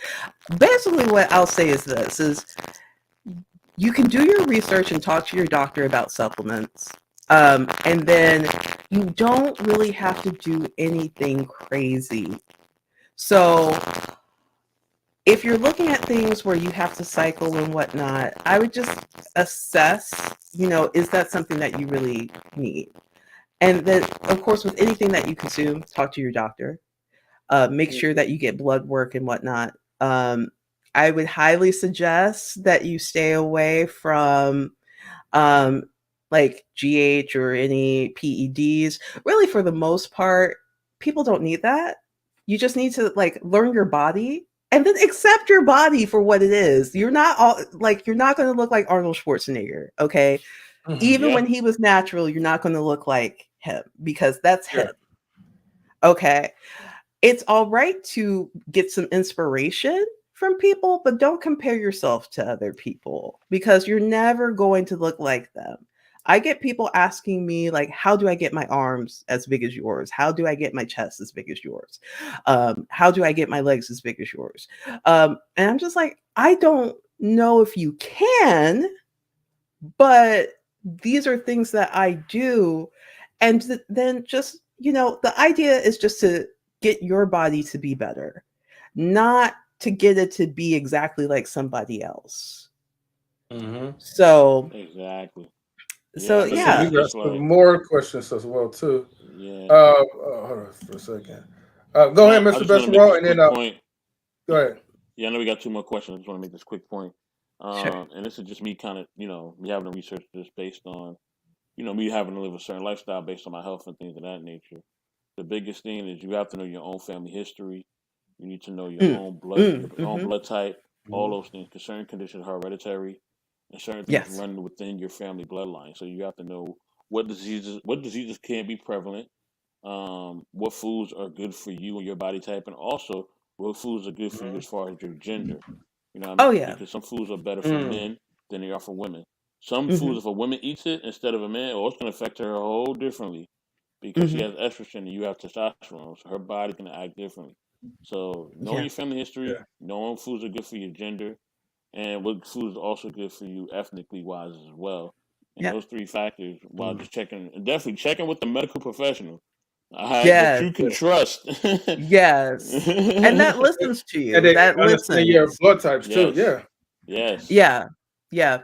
For sure. And another thing is that like the earlier you learn what's going on in your family, because I know some people don't really talk about that. I had to like really dig on my father's side to figure out like, okay, well, all right, so you have COPD. Okay, is that hereditary or not? It's not, but I do know that they have respiratory issues. So like that made a whole lot of sense for me, and why certain things I'm just like, oh, why do I have exercise induced asthma, for example, and stuff like that. I'm like, okay, well, that might be hereditary. So it's just good in general to know your family history, to get checked out, especially if you have colon cancer in your family. That's huge because in the Black community, colon cancer is a very prevalent type of cancer. And so being up on that, understanding like, okay, well, has anyone close had that, an uncle, whatnot? Maybe I need to go and get that colonoscopy, get that colonoscopy. Um, Mhm. I that's from experience. So definitely know your family history, and make sure you get checked out at the doctor before you try any new supplement or any workout program. So do that. Yeah. Okay. Hold on, Rico. Okay. Okay. Before Rico is in here with the I, question. we still got some more questions like from the chat. Let me go ahead and read off these questions for you. From Michelle, she says, "Do you train on your own, or do you have a partner?" She also I says, "Okay, I'll just answer that because that's a quick one. mhm, I train on my own. yeah, all right."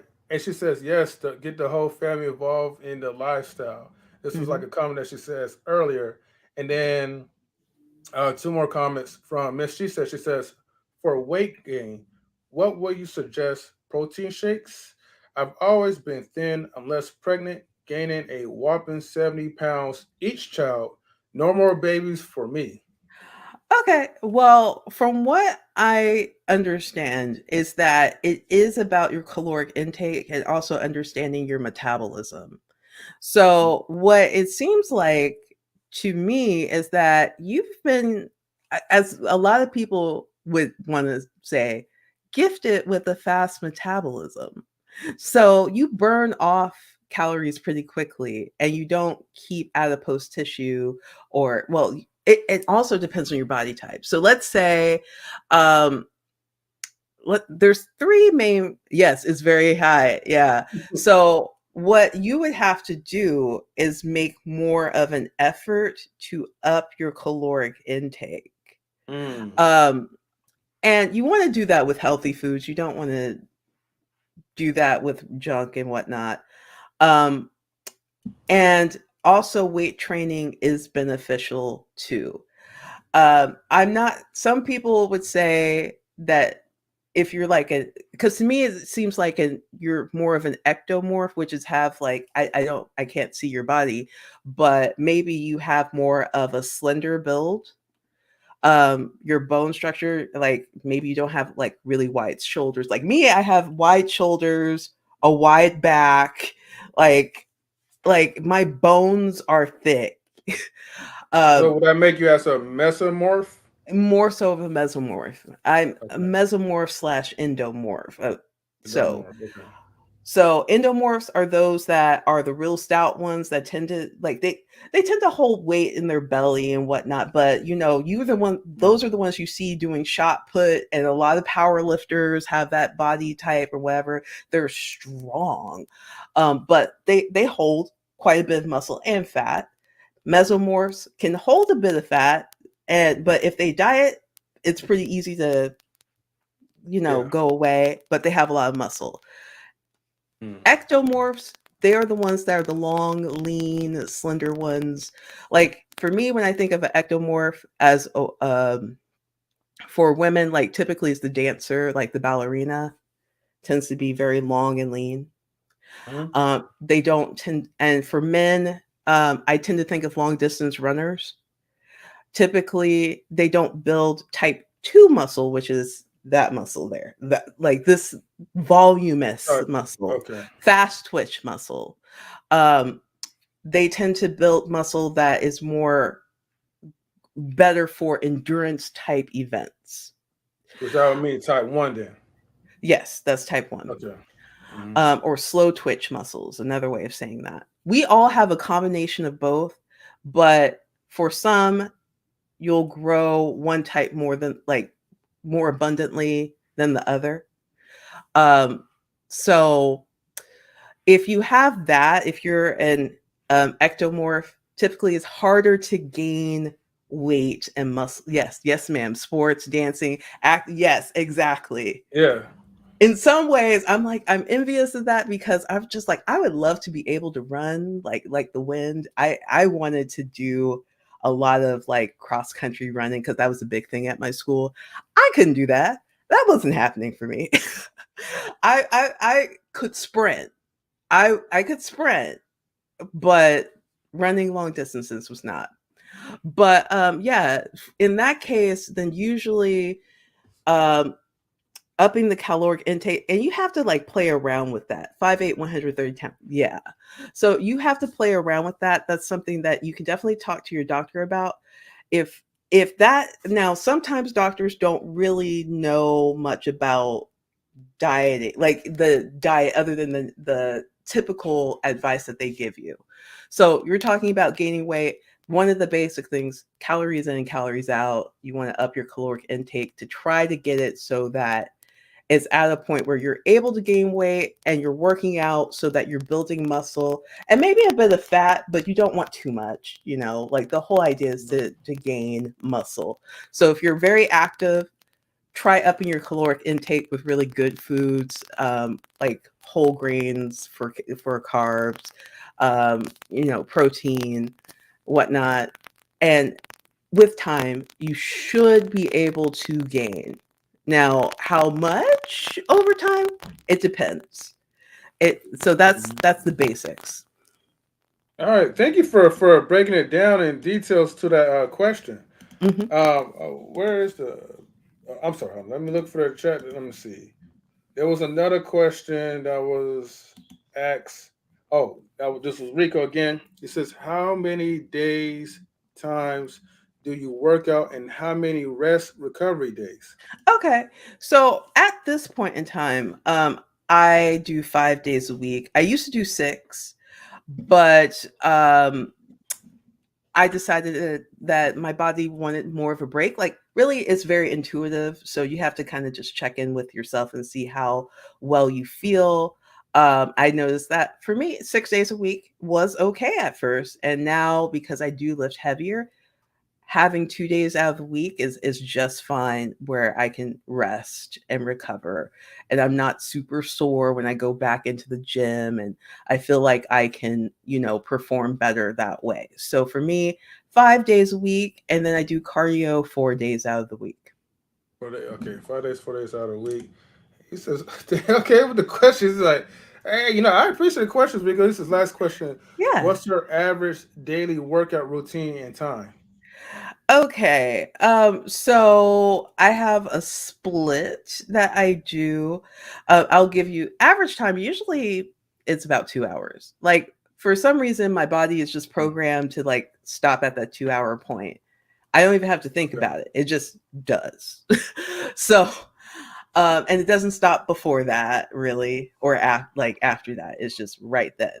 Um, Mm. and you don't have to do that. I've had effective exercises when I consciously was like, I have 45 minutes, let me get this in. Yeah. But I just tend Mm. to like if I'm training chest, I'm thinking of it split into three sections. So like upper chest, mid chest, lower chest. So I'll do exercises to develop each part. With Mhm. my arms, like I'm thinking 3 exercises for biceps, 3 for triceps. Sometimes I might throw in a shoulder. Like if I'm trying to build shoulders, I might do it multiple times a week. So I'll pair it with that. So usually that's why it's 2 hours. It's not simply because I'm doing just one, like one muscle group. Like I'm either splitting it into 3 and figuring out how to target. Like chest is a big muscle, so you're figuring out how to target that in different ways. Back as well can take a long time because you have a lot of muscle groups in one area. So you're trying to figure out how to develop all of that in different ways. What exercises are best? And if you're doing really heavy work, sometimes having a longer resting period between sets would be better for you than sticking with like just 1 minute because you're doing a lot more work. So usually around 2 hours and then 45 minutes of cardio. Okay, Oh around yeah, 2 hours. swimming is an awesome full body workout. I Mhm. wish I knew how to swim. I'm going to learn one day. I don't know. Oh man, I gotta invite you over because we do have a pool in our backyard, so that would be the best. Or you could also go to what's that place that's called? There's a gym that I went to practice for swimming. It's not Planet Fitness, In Shape. Oh, Okay. actually, I don't even know if the pools. Well, due to everything that's going on, but at that time, 2 years ago, before the whole pandemic, their pools was open, so Hmm. that was a good time for me to sign into that and then just learn how to swim. And she also Yeah. says like YMCA as Yeah, well. that's what I was Yes. thinking. Mm-hmm. Okay. Okay. Um, if you don't mind, like giving us like a full recap, because I know we have like new people. Actually, Okay. now the numbers has went up, right? Actually, as we talking about this, do you mind if you do a recap of okay the number of sets? Because I know, like, Mm. let's say for instance, when you're doing curls, your max is like five. Sorry, I was thinking 55 pounds. 55 pounds, right? I'm like, man, she might lifting cars, right? 55 pounds. Um, how many reps and sets for that one? Usually I aim for 10 to 12. 10 to So 12. Okay. so that's for each set that I do. And now, mind you, I work my way up. Hmm. Because oftentimes if I'm doing curls is like one of the first exercises I do for my arms. So I do Hmm. warm up sets and then again allow my muscles to get ready to take on more weight. So I'll start at like this is not a warm up set exactly, Hmm. but I'll start at like 45 as a working set and then Yeah. 50, then 55. So 3 sets like that, 10 to 12 reps. And then maybe if I'm feeling ambitious, I'll play with like 60 pounds and then see how far I can go with that. And then if I'm noticing I Hmm. can get like 6 reps, then I Yeah. would incorporate that more so that I can work my way up. I Okay. don't So have to six now. rep. Yeah. Yeah. Now, here's the thing. You don't necessarily have to lift that much to get really good arms. You Hmm. can get really good arms with like sticking with, like 30, 35, 40, or 35, 40 up to 50. Usually people that I see that have really good arms, they're like at doing 40 curls with 45 pounds. Now, Okay. the idea is that mind muscle connection. So that's something that's really important is that you're conscious about what you're doing and that you're feeling the exercise not only when you're contracting but also going down with the motion. So you're keeping tension. So okay. So when you keep intention, you talking about like you hold it down like this and then you going up? So you're feeling it throughout the whole time, the Yeah. whole trajectory. And then another thing is that I try to avoid pausing. Now you can do that. That is a method Mhm. that you can do. But typically I try to keep Hmm. it one smooth, steady motion and then try not to pause when I'm at the bottom. It's like I'm there and then I come back up. And it's all, like, so basically, just kind of that pace. You can play Mhm. around with the pace. So if you want to keep your muscles like kind of like, hey, what's going to happen?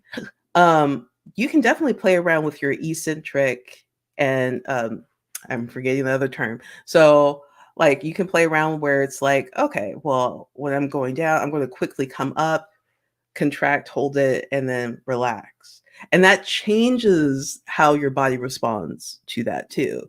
So if you're feeling like, hey, like I'm not really feeling it as much, try changing the pace and figuring out like, okay, what are some different ways I can do that exercise? I am a firm believer of switching up your workouts fairly regularly so that your body doesn't get used to it. And I think that that works for me in terms of growing. So, and also I'm not bored. So that's something that I do is like, hey, how can I switch up doing a curl? Maybe Right. this time I'm not going to do 55 pounds. Maybe I'm going to do more reps with a lower weight and, get a burn going, And then the other stuff like that. question is like when you also mentioned about like the bench pressing. I think you said Mhm. right now you got 200 and was it 225. 225s, right? Which means in simple terms, if you have 245s, right, each on each side of the bar, right, Mhm. that equals up to like plus the bar itself, that equals Yes. up to 225 pounds. And Yes. so I don't think I got a chance to hear. I think maybe probably was a static or selective Okay. hearing, but I didn't get a chance to hear the part where how many like reps and Reps. sets that you do. Because I Sure. know you're trying to build up to 300. 300. Yes. 4 reps. So, Mm-hmm. so at this point, since it's fairly new to me, I do 3 reps, but I do 5 sets of 3 reps. So, Oh, I'm so sorry. Say that again, I G. do Because five the static sets. sound. I wonder if that might be StreamYard again, sabotaging things. Okay, you're good. Okay. You're Okay, good. now You're you good. good. Now you good. Yeah. Yeah, you're Okay. good to go. That is really weird. Okay. So 5 sets, 3 reps. 5 sets, 3 reps. Okay, And so that's three in reps. Okay. addition to Mhm. doing other working sets at a lower weight. Okay. All right. I just Five want to sets. acknowledge a Three reps. comment Okay. real quick. Mhm. Um, Mrs. She says she put the last comment she put was Mhm. start at home. You get all kind of small weights, bands, exercise stuff for Mhm. 5 pounds. I'm just saying that is definitely Abs- key. Absolutely. Because Yeah, that's that's what what I I do. did. Hmm. And that's what I Mhm. still do. When COVID happened, I couldn't go to the gym sometimes because it was shut down. We had shutdowns. And then I had stuff at home already because this was stuff that I was using back before I even had a gym membership. So even if you can't afford a gym membership or you think you don't have time, like you can do stuff at home to just make things better, like to get into that habit of working out regularly, even, and just getting used to how your body feels when you do certain movements and whatnot. So I am a big proponent of starting at home. Look on Amazon, see if you can get some stuff for sale. Because that's Hmm. what I did. Because I was on unemployment at the time, and I had a nickel and dime it for a minute, um, and I was able to get some weights and some bands and various other equipment that I felt would be beneficial to me, and I went to the basement of my house because I was in Spokane, Washington at the time, and we had lovely basements that had a lot of space, and Hey. worked out there. Oh, it was great. Like like we had this big, gigantic room in the basement that I had the freedom of moving, doing walking lunges back and forth, like doing a lot of reps of those because the room was so big. So it was really, really nice space. I I Mm. wish we had that here because then I could have like my own home gym and that would be great. That's a Oh, dream of that would mine. be excellent. That's a Yeah. dream right there. Yeah, Yeah. smaller weights definitely help you build definition. And Oh speaking of the yeah. basement thing, I've always loved basements since watching that '70s show. Always had Mm. fascination with basements, but yeah. So our audience can kind of get to know you better. We got a few questions for you. Okay. Because we already kind of asked the bodybuilding stuff already. I'll get to our number 3 question, and Yeah. I, it's I what are your mhm. interests and hobbies? Okay, so we kind of talked about this a little That's what I bit. was. Yeah. Yeah. So I do love reading. Mm-hmm. I try to do that now more because for a while I was just caught up in work and I was like, I have a lot of books on my Kindle. I have Mm-hmm. Audible. And I tend to buy paperback. So I got books Yeah. to read. Let's work on that. Yeah. So, and like I always try to make a habit of learning, just taking time every day to learn a little bit. Hmm. Are you hearing any feedback or static? Unfortunately, A little bit, yeah. But I think it's just but the StreamYard. It funny should thing is, just, whenever you ask about that, then it stops. So that's bizarre. yeah. Yeah. I guess Didi, I guess they're watching you, Didi. Yes, they're watching you. Maybe. Maybe, yeah. Right. Right. It's what you said. But It's what you said mhm, earlier. No, I'm joking. Go mhm, ahead. yeah. But yeah, so reading, when I do have time painting and drawing, I do love that. I have sketchbooks that I need to fill. Oh So, wow. but I do love that. Besides journalism, I did graphic design in college too. So Mm-hmm. Oh, that's being creative, drawing and arts and whatnot has always been something I really enjoy. I have a podcast. So it's called Criminal Intent. It is a true crime podcast that I need to put an episode up very soon for. But the right now we do a lot of it's just me. um, I do a lot of unsolved mysteries, but I want to expand that and then hopefully bring it to YouTube and then do some YouTube segments on like historical cases, things that are like cases that are currently ongoing that need attention. I would like to be able to do interviews, maybe live stream interviews, if not your more traditional interview. There's just That's a passion of mine. I have always really enjoyed a good crime story, and then also I would watch a lot of Lifetime back in the day. Like Oh wow. that was the thing Wow. because one of my aunts loved Lifetime and she loved like the based on the true story movies. So I grew up with that. And then she also loved America's Most Wanted. She was kind of mm, weird, but but I watched it. And so I was very fascinated by people who do some really messed up stuff. And I guess for me, the thing is like, why? Like, how did this yeah. happen? What's going on? And then on top of that, how does the legal system handle this? Because depending upon the state, you have different qualifications Legislations and stuff like that. for like what's first degree murder, what's second degree Mm. murder. Some states don't have like a third degree murder, it just goes to manslaughter, and then Mm. voluntary and involuntary manslaughter, and those things change per state. um Mm. and so that got me really fascinated about law, and then also law enforcement and law enforcement history. So basically I went down the rabbit hole and was fascinated by it all.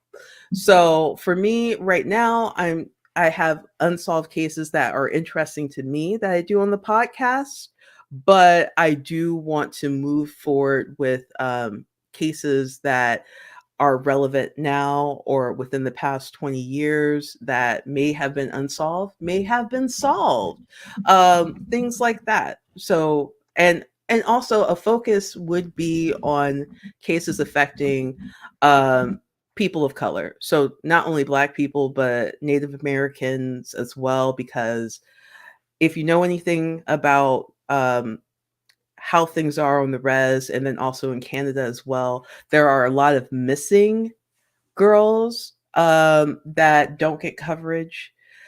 There are a lot of murders that don't get, um, basically solved, and things like that. And unfortunately, it's just underreported. Um, there's a lot of things with media that tends to block these stories from being heard. So, um, my goal is just to be able to give exposure to some of these cases and to, Right. hopefully, I don't know if any of it will make a difference in the sense of, yeah, a tip is going to come in, but more so, let's keep this in our conscious that these things are happening and that we're not going to hear about it right away. Um, Hmm. but this is, I think it gives us insight as to, okay, if this were to happen to us, how do we use media that we have at our disposal to get the word out? Because now we Right. have the power with Hmm. YouTube, Twitter, Instagram, and whatnot to be able to say, and I see this a lot now, Facebook, people will say, hey, my sibling is missing, here's a picture of her. Like, they will take the initiative to post things about, people who in their family who've gone missing and whatnot. So, or cases that they want to be talked about. That's what happened with the lady in the Eastern Seaboard that unfortunately passed away. Um, and it's kind of mysterious. I'm forgetting her name right now, but we talked about it. Oh my gosh, what is her name? Last name Smith. Oh, I know who you're talking about. Oh, Charlie's when And she sister. met up with the That guy and he was yes, 37. yes, off of what 10? Yeah. yes. And the reason why we know You about it talking is about when she because, met up with the guy off to the website? yeah, Bumble. I'm sorry, yeah, I'm struggle streaming. Sorry about that. Yeah. But Yeah. So she met up with the guy on Bumble, and then she ended up dying while he was there. And then the police did never question him. Like, they were just like, oh, well, he did CPR and called. Oh, he was good. And they didn't really even like just to check in and see, really get a good idea as to what he says happened. It was just like, Yep. okay, she's died, and we not going to see like what really happened here just because she doesn't have bruises on her body, but she has a bloody nose. Like, Lawrence Smith feels. yes, Michelle just put it yeah, there. Lawrence Smithfields, yes. And they said it yeah, didn't. They said it didn't question him because they said he was a nice guy.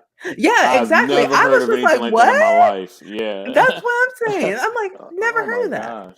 gosh. Can I get clarification? The guy was white. From Yes, that's what I was saying. Okay, yes, Yeah. man, and rest in And peace too. he Like was he mhm. was 37. She was 22 or 23, I believe, at the time. So, And yeah, you know, I guess they had met before, but then I guess they met up again. They went on a hike or something like that.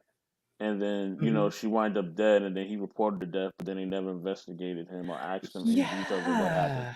And then they said they didn't do that because he said he was a nice guy in their estimation. I've So I'm like, never heard of never heard of that ever. how could you assume? any police department ever saying that they didn't, look into the people that she was with around the time of her death, because he was at the house. He was there. They were watching a movie or something like that. And she had apparently fell asleep.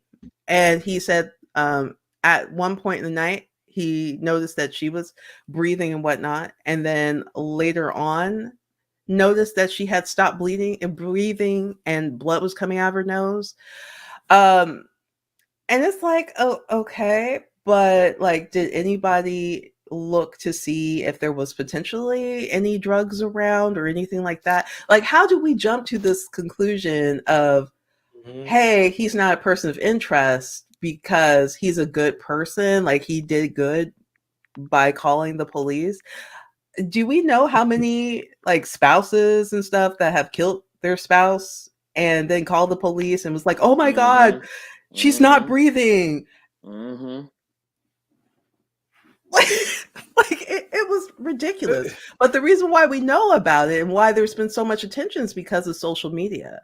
So there is Yep. power in being able to have outlets like YouTube and whatnot where we're able to put up content and say, hey, this needs attention. Now, Didi, I know we Right. discussed this before. I don't know if you've seen this comment by It's Michelle. Did you see this already? No, I didn't see this. A great Yes. example is the Gabby Petito case. Yes, coverage. And the other cases that were so underrepresented that occurred around the same time. Yes, because there were other cases that were brought up that were dealing with people of color actually around the time of Gabby Petito, and was saying that, hey, we need to look at these suspicious incidences where people went missing or have died suspiciously. Um, so thankfully, in a way, social media is like a gift and a curse sometimes. But Mm. in this sense, it is really helping with bringing to attention cases that really probably were mishandled. And that's why we don't know what happened. Right. Real quick, we have the link up, so if anybody want to join into the panel to personally ask Diddy any questions, um, that's appropriate. It could be, about bodybuilding, like, the things that she does, the things that she's interested in. Yes, Just a reminder for people. Hi, new yeah. people. Right. So, feel free to join in the panel because we definitely want to get everyone's like thoughts and questions out there, and it will be nice. So feel free to join in. Just Kaya, me, Michelle, Woody Johnson, anybody. Everyone is welcome, even you, Miss G said. So, okay.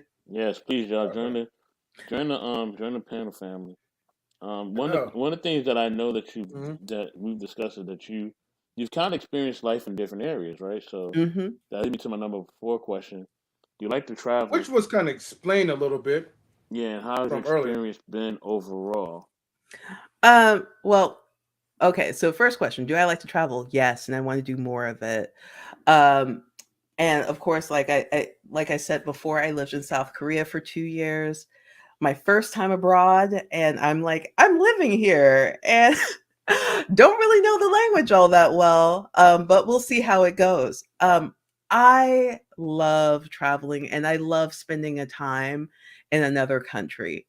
Um, I really love getting to know the people. For me, that's the biggest thing. When I think about travel, it's like, let me stay here for a Mm. while. I don't want to do 2 weeks. I want to do a month, a few months or whatever, and really see what the people are like, what their foods are like, what their culture is like, because I find that, despite the differences, we're very similar.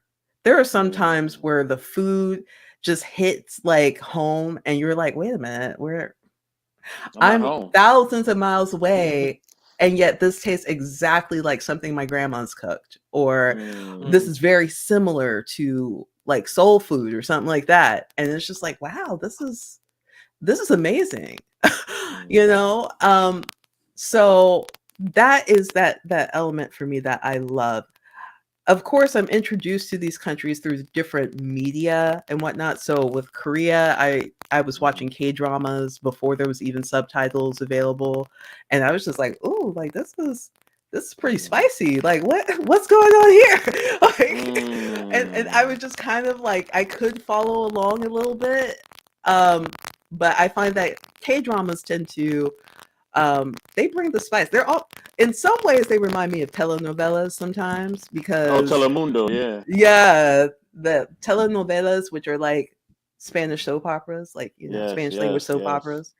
Uh, which also that's what got me kind of into wanting to learn Spanish too, because I'm like, I need to know why this person is slapping this other person. Like I need to know like what's Yeah. going on. Mm, Just like with mm, Korean dramas, usually like the parents don't like if it's a romance, usually the rich parents doesn't like the poor girl or the poor boy's family or them mm. because they're not wealthy. But I want to know what's being said because I'm just like, man, this sounds really awful and I need to know. like Mhm. so But with that, like, you get introduced to like different foods and kind of like how the houses are structured and streets. So I didn't really like Mm, take the story and like this is how everybody is, but it was more like, oh, Seoul is a big city, but like there are areas where it has traditional houses, and that's really mm, cool. And then I would go and look up like what were traditional houses were in like Korea, what they were like, and mm. and I noticed that like now they still have elements of those in their apartment buildings and whatnot, like Yeah, ondol. yeah. Ondol is floor heating, and it's amazing. And especially Mm. because it gets real, real cold in Korea during the winter time. So to just Mhm. be able to come home and you're just laying on the floor and it's like radiating heat, and you don't have to wear socks or Ooh, anything because that the sounds amazing. floor. Yes, it's so amazing. I'm like, we need that here. I like the Yes. heated seat. Like the heated seat is like amazing. Yeah. And thank you for like elaborating more on like why you like languages. Cause I know we kind of covered like you speaking different languages, but I know we Mhm. didn't kind of cover like just your traveling experiences and kind of where you've been as Yeah. well. And, Um, and so and okay, just so real when you're quick, experiencing this, oh, yeah, go yeah. ahead, Didi. I'm sorry. And real quick, like, as what I wanted to say is like one of the things that I love besides that is like when people see that you're really connecting with their food, their language, their culture, it opens up so many doors. And so they show you more. And then you get to Mm, take that in more. And it's amazing. I love that. mm. Mm. And Didi, how did that? So how did that kind of? This is my question. How did that change your perception of the world? You know what I mean? Coming from the Yeah. States, now you're living in different places abroad, right? How did that change your perception of the world, of culture, of I Mm. would say belief systems, everything. Mm, How did mm. that open up your mind to all those things, and how did that change your perception of those things? So oftentimes, like what I find is like when you're just experiencing your own country, like you kind of have like a very limited view on things. But then when you go abroad and you start to see like, okay, this is how governments run. That's different. This is a little different than where I'm from. Okay, this is a collectivist society, right? So how does that differ from being in an individualist society like the United States? You start to see how people have a common goal, which usually is to, thrive. The idea is to thrive, not to survive, but to thrive with your family, your friends, to, be successful in life. But that doesn't always mean monetarily, because of course you can be poor and still have all those elements of family and friends and having hospitality and whatnot, and you feel fulfilled. So in different countries you see that in different ways, and then that sheds light. You start to reflect on yourself and your country, and you start to appreciate the things that are really good, and then also understand where we could work on things too. And also, you end up having a better sense of yourself as well, because you start to, when you're making friends with people that share a completely different experience from yourself, you realize where you have common ground.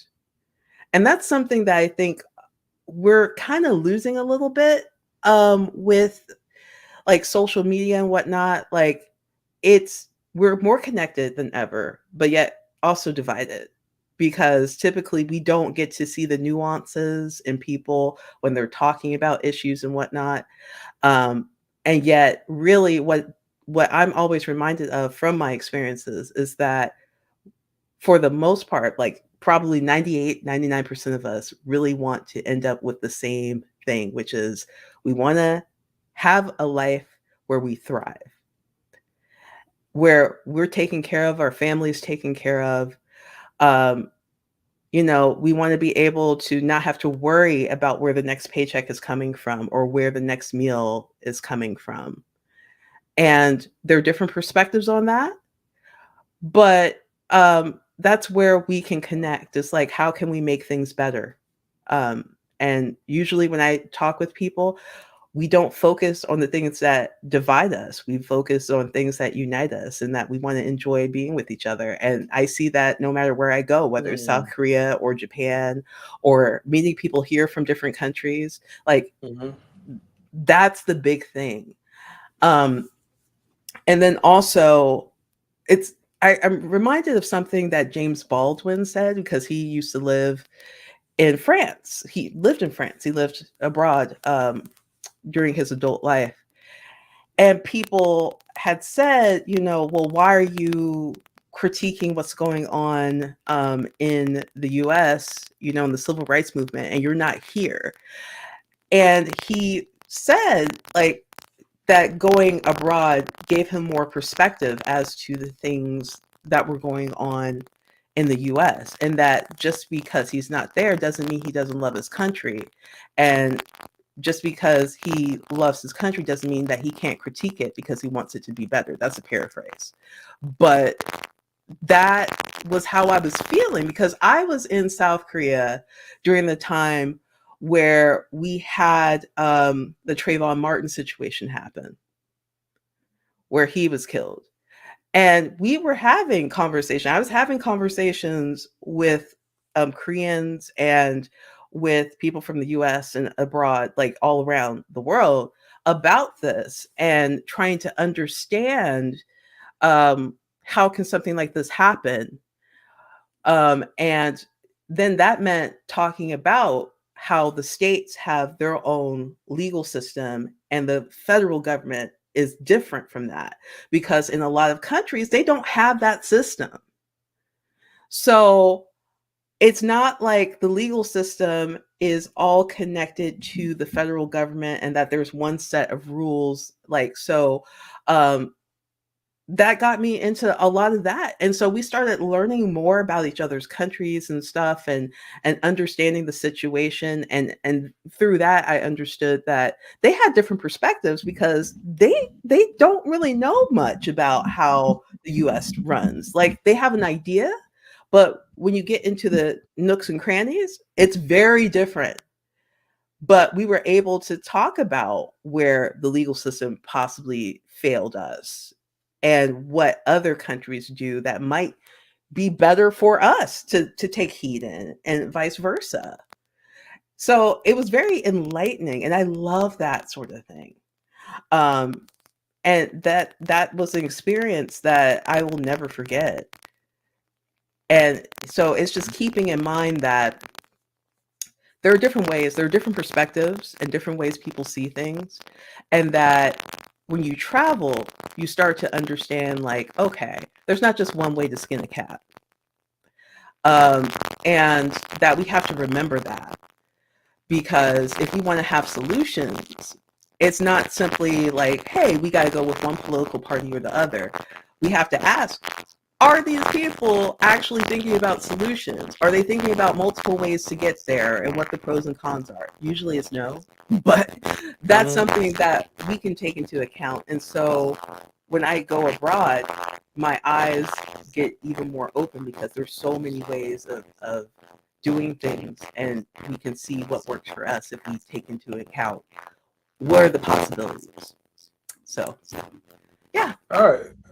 All right, cool. Like, thank you, Didi, for sharing that. And Hmm. yeah, I would say this before we get to actually before we get to the fun questions. Just to let you know, we do have 3 questions remaining. You still good on time with that one? I just want to make Yeah, sure. we're Okay, good. okay. I would say this when it comes to traveling and getting to like know other people's cultures, it definitely like opens up your mind and expands, and then it gives you that level of understanding of where they're coming from. Maybe it might develop like a sense of compassion along with the lines Mm-hmm. between that, without judgment.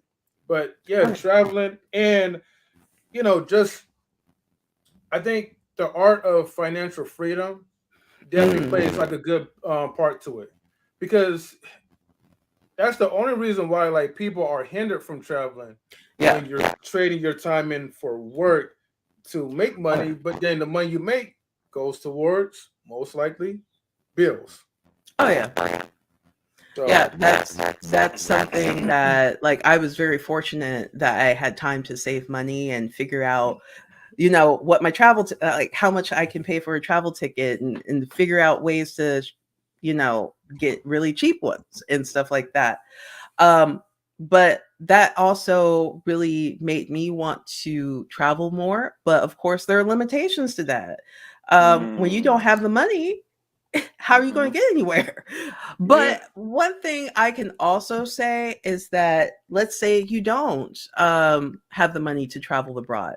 The United States is huge. If you have the money or the time to look for tickets that are like crazy cheap, mhm. I would suggest travel around the US, because Mm. culturally we kind of take for granted that there's all these cultural differences that we have. Yep. Like, I'm, I've been a West Coast girl my whole life. And I remember the first time that I met a New Yorker. There was this boy that came to our school. He is from Brooklyn. Um, Hey, my hometown. Yeah, baby, Brooklyn. yes. And like the accent was different. The pace in which he talked was different. Like his style was different. Like everything Mm-hmm. was different. And Everything. we were just like, okay, we don't know what to make of it, but it's kind of cool. He's different, you know?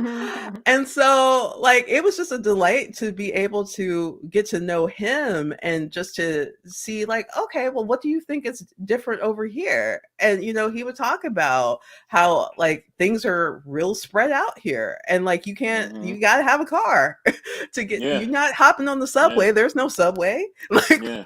Exactly. like there's And the being BART, in but that's not the same. Like, that ain't the same at all. No, no. New York, like our transit system it connects to everywhere, and it's a lot yeah, different. And growing up in New York, really briefly, I don't want to have a whole New York tangent, but sure. just brief. There's a lot of cultures, especially if you're from like Queens. Queens is the Mm-hmm. most diverse borough of all, so you have so many cultures, you know, throughout that borough. It's just amazing. And shout out to Queens, even though I'm not from Queens, but shout out to Queens. I'm from New York, so just shout out to the whole New York. But yeah, it's shout out to Queens. She's from Queens, but yes, it's great to have all those cultures and to kind of see, like, as you go through New York, you kind of just see the different cultures and what they eat. Their sense of fashion sense, their Mm-hmm. sense of belief systems, everything you get to see about them, within that neighborhood. You know what I'm saying?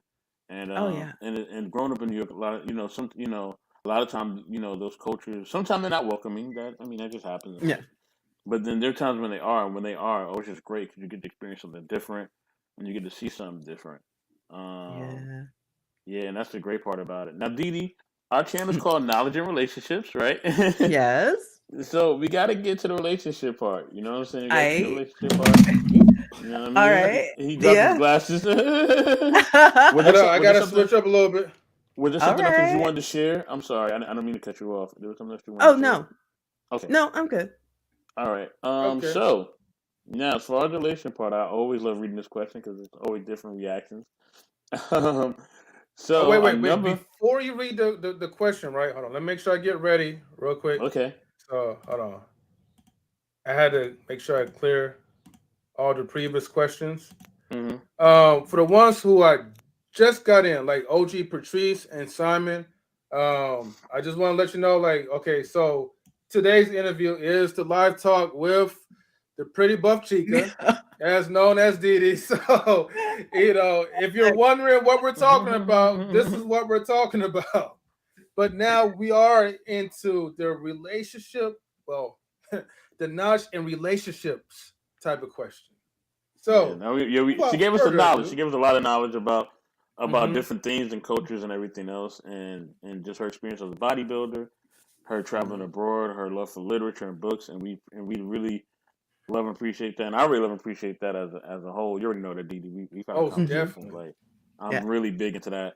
And And she so don't debunk all now, these myths.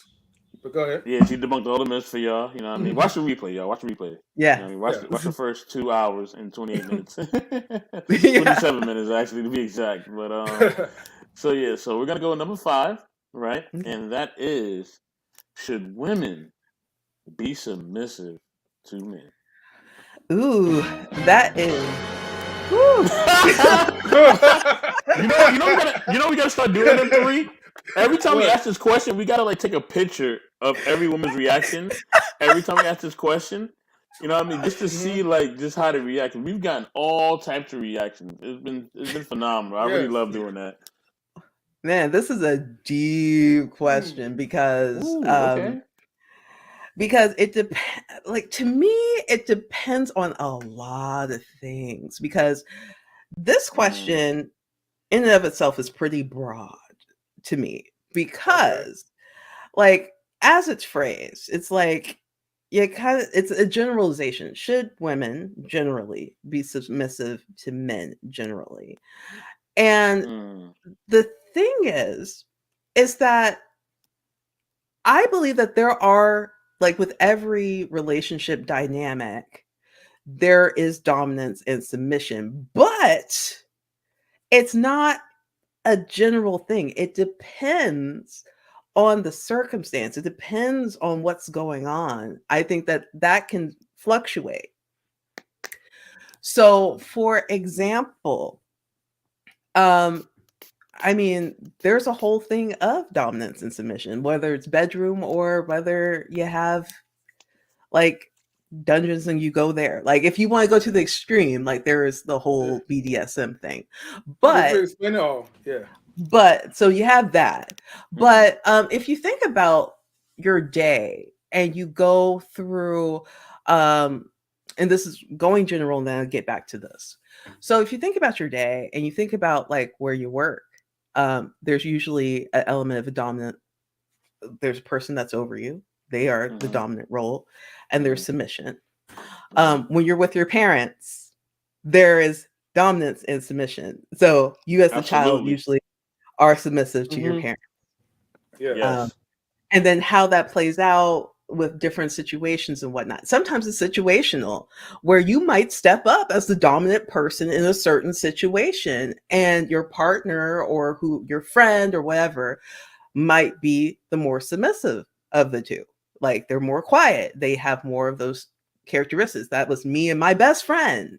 So, like, oftentimes I would end up speaking for her because she felt like she couldn't speak for herself. Like, she was just cool being the quiet one, and I was the one that had to articulate everything. And now, she just Didi, you have the chat on fire right now. Literally on fire. People are laughing. I'm seeing eye emojis. I'm seeing question marks and unconditional. I'm seeing stuff about BDSM, and then somebody just said, "Can you just say yes or no?" I mean, we just getting a whole bunch of stuff here. Now, what you have to remember, you keep making your stance, Didi. But yeah, they're going crazy right now. Here's what I'm going to. I'll give you preference. Okay. Okay. The reason why I don't have a yes or no answer, and it depends. It depends. It's because that's how, like, in school, like, I did a lot of interpersonal communication work. So I know how nuanced this can be. It's not straight yes or no for me. You're not going to get it. It just ain't there. Okay. But so another thing that we also have to think about is culturally what that is. Wow. Nobody ever really. I always try to cover that. I always mention that. I always say that some of the stuff is stuff that we have been taught. It may not be actually what needs to happen. You know what I'm saying? So I'm glad that you mentioned the culturally part. Go ahead and elaborate on that more. Yeah. So there are places in the world where women actually were considered more dominant than men. So there are tribes, throughout history, there have been places in the world where women stepped up and were warriors, and that was okay. There are certain Native American groups that has that dynamic. There are certain African groups that have that dynamic. I am sure that you probably, if you study groups in Asia, there are groups that have that dynamic where women were the matriarchs. It was a matriarchal society, and women were up there in the upper echelons of being the dominant role of ruling and whatnot, and men had more of a submissive role. For me personally, I think that there shouldn't be as much of an emphasis on dominance and submission as opposed to compatibility and being able to step up when you need to, and the other person is like, okay, well, you got this. Now, it depends on the person and the couple and the relationship, how that's going to play out. So I'm not going to speak in generals and say men should be more submissive to women or women should be more submissive to men. It depends on the couple and their dynamic and their relationship and what's going to work in that partnership. If we're talking about romantic relationships, that is how I feel. So it's still not a yes or no. It depends, which I know people are going to hate, but that's how I feel. Because each relationship is different. Okay? Like they are. There are different things where someone's going to step up and are better, is just generally better at than the other. Now, if you're talking about more traditional roles where you want to be, where the man is the dominant one and you're submissive as a woman, then that might just work for you and you should go with that. There are going to be other relationships where that doesn't. So, and that works for them. There are relationships where it's completely opposite, where more so the time the woman is more dominant in making decisions and whatnot, and the guy is. Now, when you get into specifics as to why relationships break down, there's a lot more factors than dominance and submission that plays into it. So that's my answer for that particular question. As time goes on, I start to really get to where you're at with this, Dee. I naturally like to be, the person who is in lead, of course. But as time goes on, and I start to study history, I start to understand things as more and more. I start to see it's kind of based on culture, it's based on what you've been taught, and it's based on what you've adopted as your philosophy or your ethos. It's not actually completely true. And it actually goes, like you said, on a case by case basis. You know what I'm saying? And that's really what it goes by. I also want to share this last point because I know M3 has something to say. I think also it's like if it's a situation like if if you are outside with your man, right, or with your brother or any man that you're with, and you see that a guy's running up on you guys and he's about to physically attack your brother or your man or whoever, and you see that it's not probably going to go well for your brother or man, are you just going to let that happen just because you're Because a woman? I was about to say no, like I'm about to jump in because shoot, I Yeah, also that would have be a martial big arts mistake on training. them. So no, this ain't happening. Like we gonna fight. Like that's how it is. Yeah. Wait, did you say you had martial arts training too? Yeah, I did Muay Thai for a period of time. I also did karate, and I want to go back to doing Muay Thai or Brazilian Jiu-Jitsu. Oh wow, how come we didn't have not touched up on that part? That Okay. didn't really like come up, but yeah, that's something like I grew up watching MMA. My mom kind of forced me to. Back in the like back when MMA, like UFC started, Hoist Gracie was everything to me. So shout out to Gracie's and Tank Abbott and all them dudes, man. Yeah. Man. So like that always had Shamrock, interest. all them dudes. Yes. So like for me, that was always an interest of mine. And even before that, Bruce Lee had a big influence on me. I always wanted to learn martial arts. So, and I just think it's good in general. It helps you with thinking. And as a woman, I've been in situations where I had to throw them bows a few times. So it helped me out. Oh man. Okay. Oh shit! Well, I was a little bit delayed on that one, but that was my initial reaction. I'm like, we have a few questions in the chat too. Okay. By Simon Hectic, he has a few questions. Yeah. So, and this is a good question because I was gonna kind of bring this up, right? Because Didi, I know you kind of mentioned the generalization, which is pretty accurate. It does depend on the relationship of the person, and it also depends on like the culture as well too. But you didn't answer personally. Yes. No, I didn't. Well, again, that question was kind of broad. So if So I'll say for myself, it depends. so No. so I'll explain. Okay, okay. I'll explain. Um, I've always been someone that is kind of I do my own thing.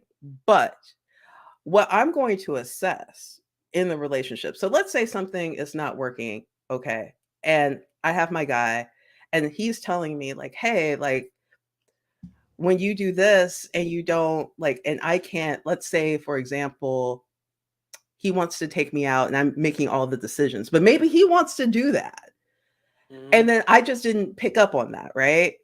If he tells me that, hey, like I really want to do something for you, like I want to plan it out, I want it, like, can I do that for you? Because right now I'm not feeling what I need to feel. I'm not feeling like I like a man, and he'll explain why.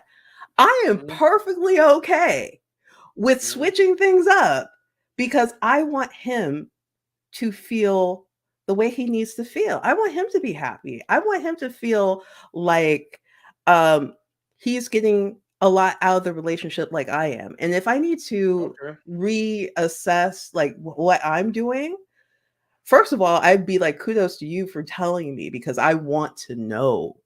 Like, Mhm. please tell me if you're feeling some form of inadequacy or like needs are not being met because I feel like that's a big thing that people have a hard time expressing. And I always try to push, please let me know. Please let me know if you're feeling something that you need to discuss with me because I'm not going to turn you away. I'm not going to just dismiss your feelings. I want to know. Like we're working on this together. So Right. if there are things that he wants to step up on, I want to have that conversation and I want to see how we can both be happy. And if that means like, hey, I can take a back seat a little bit on some things and let him step up and be dominant in that situation, then I'm okay with that. I'm pretty Okay, so yeah. easygoing. so Okay, so so in yeah. short terms, like you're capable of being submissive. And here's the thing, and I would probably have to ask you with a follow up question on that, right? But Mhm. no, let me ask you this question real quick. Sure. When you hear the term submissive, what is your definition of submissive? Just so I could kind of understand it. And you're So doing very well, by the way. thank you. So when I think of submissive, I don't necessarily think of it as a negative first and foremost. Um, Okay, I just want to make sure. because I know that sometimes, like when you're talking about like if you get someone who's like staunchly feminist or whatever, like they Hmm. can take that as being negative. Like we can do our own thing, we make our own money, we bring our money, our education and stuff to the table. Like you get that conversation, Hmm. um, which is not bad. You do bring that to the table. But for me, when I think of submission and dominance, typically when let's see, how do I articulate this? So for submission, when I think of submission is if something comes up and it's who takes the lead, basically. Who takes the lead and Hmm. who's comfortable with that and who's comfortable falling back a bit and not necessarily controlling the situation. So for instance, I know guys tend to, in general, want to Hmm. be protective of their mate, their spouse. And I know that I feel that sometimes. I like that, like even though I know I can handle myself, and there are situations where I've proven that to myself. But I know that they want like my last relationship, the guy was he was dominant. He's very Latin. He's from Portugal. And he had it wasn't like an overbearing dominance, but Like he he wasn't was being one. controlling. Yeah, he wasn't controlling. Dominance should never be controlling. It should never feel like you're not being heard, that your needs are not being met. It's more so just kind of that dynamic that you have. That's how I feel. It's a dynamic between you and that person. And sometimes that's situational. Sometimes, for the most part, they take the reins and they do. They are, like, for example, they are kind of protective. They want to make sure you're good. They want to make sure that they're able to provide for you. They want to make sure that no matter what happens to you, that they are there for you. Mm-hmm. And that is in a way, a dominant way of thinking. At the same time, I've always felt like I also want to be there for you. And that may be that I might not make more money, but when you're sick, if you think of love languages, one of my big love languages is acts of service. So, like, if you're sick, I want to be there for you no matter what, whether you got snot running out your nose, boogers everywhere, you can't wipe your butt. Guess what? I'm doing it. That I'll do it. Whatever to Mm-hmm. get you back on your feet, I will do that. And some people may say that that's more submissive role, you know? And I'm Okay. okay with that. Because I'm looking at it as like, what do I need to do to be there for you so that you're able to get on your feet again and our relationship is good and it's not affected by bad times? I gotta give her a round of applause for a second. Okay. Absolutely. Absolutely. Yes. Yes. Yes. Round of applause. Yes. Yo, and the main reason I had to give you that, because the moment you say, like, even if I wipe the snot out of your nose, because we all know what it feels like when we're sick, you know. Some Yeah, women, like, like red lipstick fathers will tell us to, like, man up, right? But others would be like, oh, you know what? Let me go ahead and nurse you back to health. yeah. You know how we be Woo. when we get a Word. cold.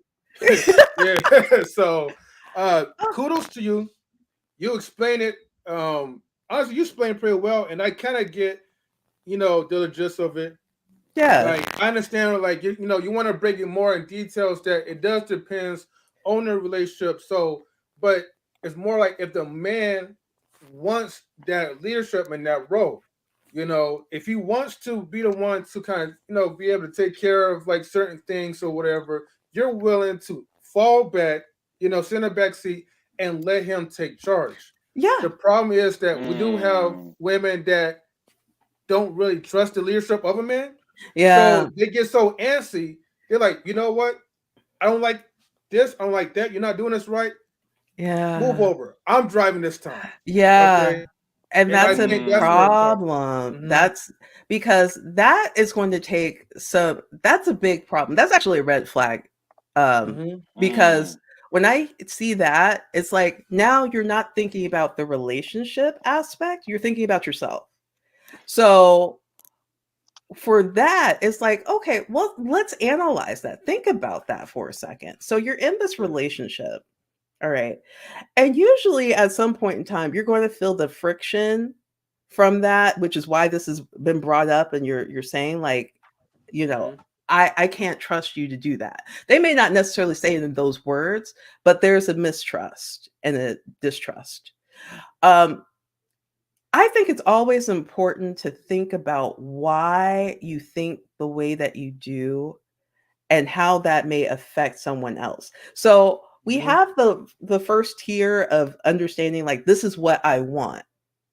Now let's think about why you want that, and let's think about how that affects the relationship, how that affects your partner, and if that's going to be conducive to having a long-term relationship. You kind of have to break it down. Like, Mm. it's easy to say, Mm. okay, this is how I want it and this is why I want it. But really, why do you want that? What happened where you feel like I can't trust my boyfriend, spouse, or whatever doing this thing? And sometimes you'll end up, a lot of times, you'll actually end up finding that there may be some trauma that maybe you didn't think about affected you. Mm. So, and that's not to say that every time that happens, there's trauma, but I think it's good to unpack why is it that feel like I can't trust my spouse in this regard to be there. for me in this way? Why do I feel like I have to do that? And what we have to kind of remember is that we don't want to be super fiercely independent. It's good to be independent, but the fiercely independent where it's like, I don't need you, which will be that underlying cause sometimes, is, you know what? I don't need you. I can do this by myself. Didi, can I make one little correction? Actually, Red Lipstick Vibes actually taught us this. She said more of the correct term is interdependent. Because I Yeah. think that interdependent is like, yes, you could do anything on your own, right? Mhm. You are your own woman. But at the same time, we're not so far independent enough where it's like, well, I don't need you like that. Yeah. So I remember she told me like start thinking that term interdependent. So Yeah. And not to be confused with codependent, because that's very different. Like, yeah, yeah. dependency, because the way that you should be looking at it, I think, when you're in a relationship dyad is like, I want you to be there, and I do need you to be there. And vice versa, I know you want me to be there, and I know you need me to be there.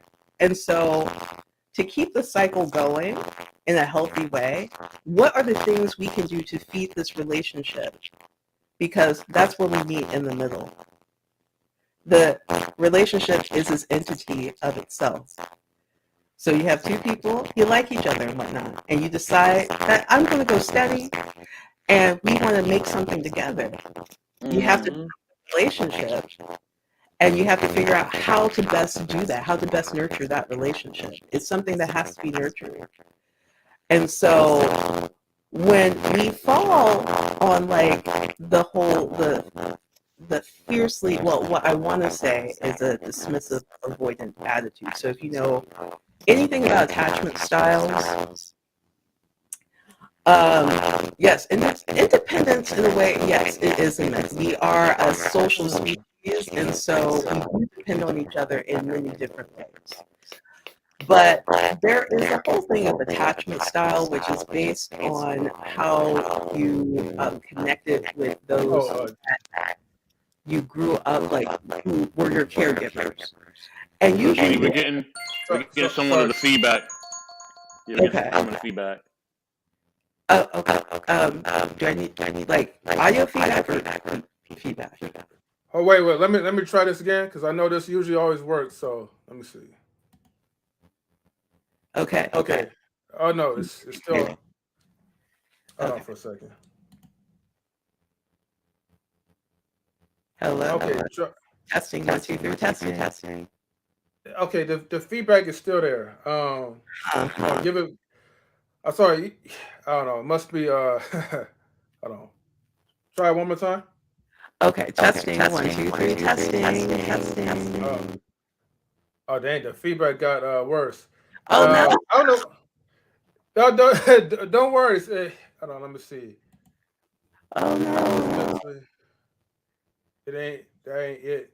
Hold on. It's mentally right there. Independent. Let's see. Independent. That ain't it. Empty. Okay. All right.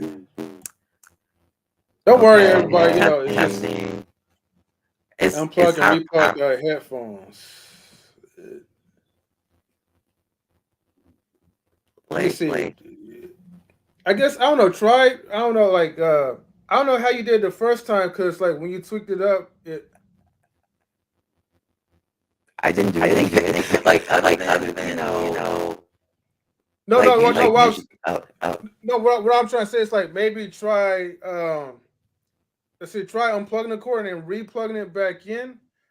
Even though like you didn't touch anything, the first few times, but I'm saying maybe that might help. Okay. Yeah. All right. Okay. You're good. Well, maybe it has something to Perfect. do with how this is hanging, and then like just kind of the feed into the computer while we're doing it. I think it's a StreamYard issue though. I don't think it's you. I don't. Yeah. I'm not sure. But it does have something to do with like the. But I think it has remember something to do with we the did our test microphone. run a few days ago. You were fine. We didn't really No, push Yeah. she was back at all. perfect. So yeah, I think it's extremely Yeah, good. and I haven't Hmm. really changed. I did not change the setup at all. So, Okay. Yeah, no, you're not. You're good. You're good. okay. And with your answer, you walked into our number 6 question. Okay. You know, undoubtedly you did it. Hey, you Yeah. won Okay. a brand new question. Yay! Yay. Let's go ahead and bring it out. The number 6 question, Mister Best in the World. Number 6. What What? advice Excuse would me. you give women about men? Okay. Well, I think this is about okay. I'll say this. We are always constantly learning about each other. So in a relationship, we have to remember that we probably won't ever know everything about the other person. So it's a learning experience every single day. Um, and it's very important to remember that your man is a human being with thoughts and opinions and feelings. And sometimes it's really difficult for them to express their feelings because with our society, they're taught that they have to be strong and that, they kind of have to negate their feelings and just to man up and do what they have to do. But what's really important, and I know this for myself because I kind of grew up in a family that is trauma survivors, and that trauma was through spousal abuse. Um, Mm. and what I ended up taking in was that I can express my feelings. Like basically I kind of had this more what's traditionally the sentiment that men have, in that in order to be strong, you can't express your feelings. You kind of have to Mm. push that aside, and Mm-hmm. in order to survive, and you have to do what you have to do and just kind of just push those feelings aside and just keep going. And that But creates that other bad patterns as well. You know what I mean? It yes. creates depression. It Hmm. creates bad eating habits. It creates a lot of Yeah. different other disturbing behaviors as well. Yeah. But yes, go And ahead. Go and ahead, Didi. I'm sorry. and what I also noticed is that if I look back at my grandpa, who was the abusive one, his past, that was there. That was very, very, very present in how they grew up. It's you had to survive, and in order to for you to survive, you had to just do what you could, and you can't really talk about it. And I'm pretty sure that that's what led him to being an alcoholic and to doing the things that he did to my grandmother. And my mom had to see that and everything. And unfortunately, that ended up being a pattern. So even though for myself, I don't have any animosity towards men or whatever. But what I did know was that I became more of a dismissive avoidant because I felt like there was nobody there for me emotionally. And I had to learn to do things on my own. And that became very toxic. Now, luckily for me, I did not take that out on anybody else. I just avoided relationships because I felt like if I can't be emotionally there for my guy, I this is not something I can do long term, and that would not be fair to him. That meant that for a very long time I was alone, but I felt so adamant that I had to be mentally ready to take on a relationship, that meant allowing him to talk to me, and to when he needs to be vulnerable, which sometimes that's going to come up, that I don't dismiss it and that I don't run away from it. And when he wants me to open up, that I'm able to do that, because I had a really hard time doing that. Um, and so I say all that to say that it's very important that you create an environment where your guy is able to really talk to you about things and you don't just brush him aside, because that happens. And then that ends Hmm. up, this whole inadequacy happens and inequity happens. And then that causes more problems. And so you just have to remember that you're nourishing a relationship. And part of that is being there when you need to be and being an ear And sometimes it's not even just opening your mouth to say advice or saying, well, you need to do this and that. It's just sometimes just being there, being present, lending an ear, and allow him to get things off of his chest, because that can be very difficult for men to do, because society says that that's not what they're supposed to do. And that's going to take you far, because then you start to understand him more. And then maybe there are things that you can work together to make better for him so that he can be better, and vice versa. So that's an opportunity for you to become even closer. So I would just say, like, to sum that up is, like, we have to remember that each person in the relationship is human. Your guy is human, and that you need to, being there for him also means allowing him to be there to talk about those things, and creating that environment where he can be a little bit vulnerable. And you don't push it. Like, I know people talk about, like, vulnerability is the new sexy. That's a big thing to talk about, because in some ways it's exposing a weakness that you may have. It might feel like that, and that can be taken and used against them. So we don't want to make sure, we want to make sure that we're not taking that lightly. But when they do share, like, that's insight into him. You're going to always learn more about who he is. And just remember that this is a learning process, and that you want to create an environment where you can learn about each other, and that's always there. And that also includes being emotionally available, and not just all up in your feelings like, I don't need you. You need each other. That's why you're together. You do. So Yes. yeah. Give her a So round there of we go. applause. Yes. Give her a round of applause, please. That was Exactly. incredible. Yes. Hey, Yeah. hey. I would say that All right. I love that you shared that, because now they're doing Mhm. this whole thing where, and I've been seeing a lot more on social media about this, and I'm so encouraged by this, because I've dealt with different issues when it comes to mental and emotional health and just spiritual health, period. And Didi, I shared with you my journey and things that I've been through, so you know. So with that being said, M3 knows as well. With that being said, I think one of the movements that I love that they're sharing is promoting men's health overall, especially when it comes to mental and emotional health.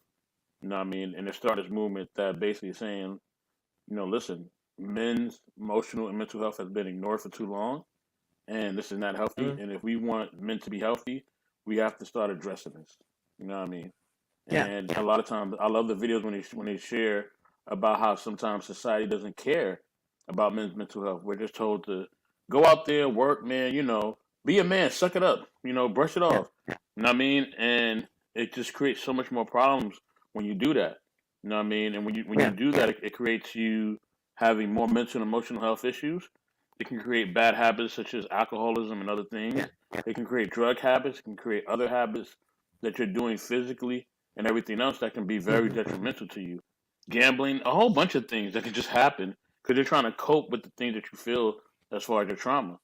Yeah. And I love the story that you shared, because you shared about somebody who was inflicting pain on someone, but it's based on their past trauma. And I think Yeah. people don't ever want to go to that reference point.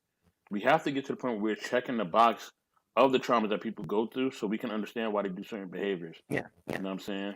Yeah. And And it's not an excuse for that behavior, but it's a starting place to understand why they do what they do. exactly, yeah, definitely no excuse, but now we know why it's happening, and now we can actually help that person to become better, and we can help the relationship actually coexist and be healthy. And Yeah. you walked into our number 7 question. Oh man.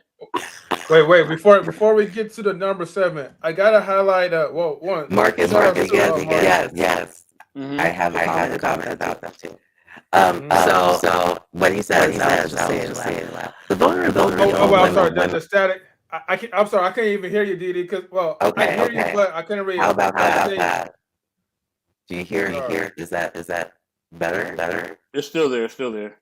Yeah. Shoot. Don't I worry. don't know Just what just get happened there. Okay. It says the vulnerability on the woman's side. Men should be vulnerable towards men's faces.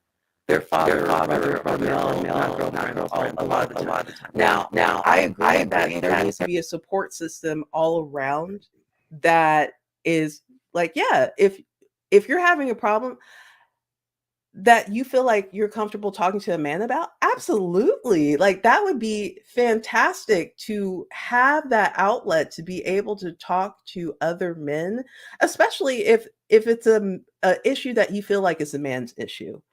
Yeah. Now, there are some times where things come up and that does pertain to your girlfriend, wife, or whatever, and you do need to feel like you can share that. Okay. So So, you're so good. There was okay. something about the step. Yeah. So there are times where that will have that there it's bound to come up. And you're bound to have that moment of vulnerability. Doesn't mean that every single time you're going to your girlfriend, but when it's pertinent, you should feel like you can. When it's pertinent to the situation between you and her. So it depends on the situation. I'm going to say it depends a lot. I sound like one of my professors in college.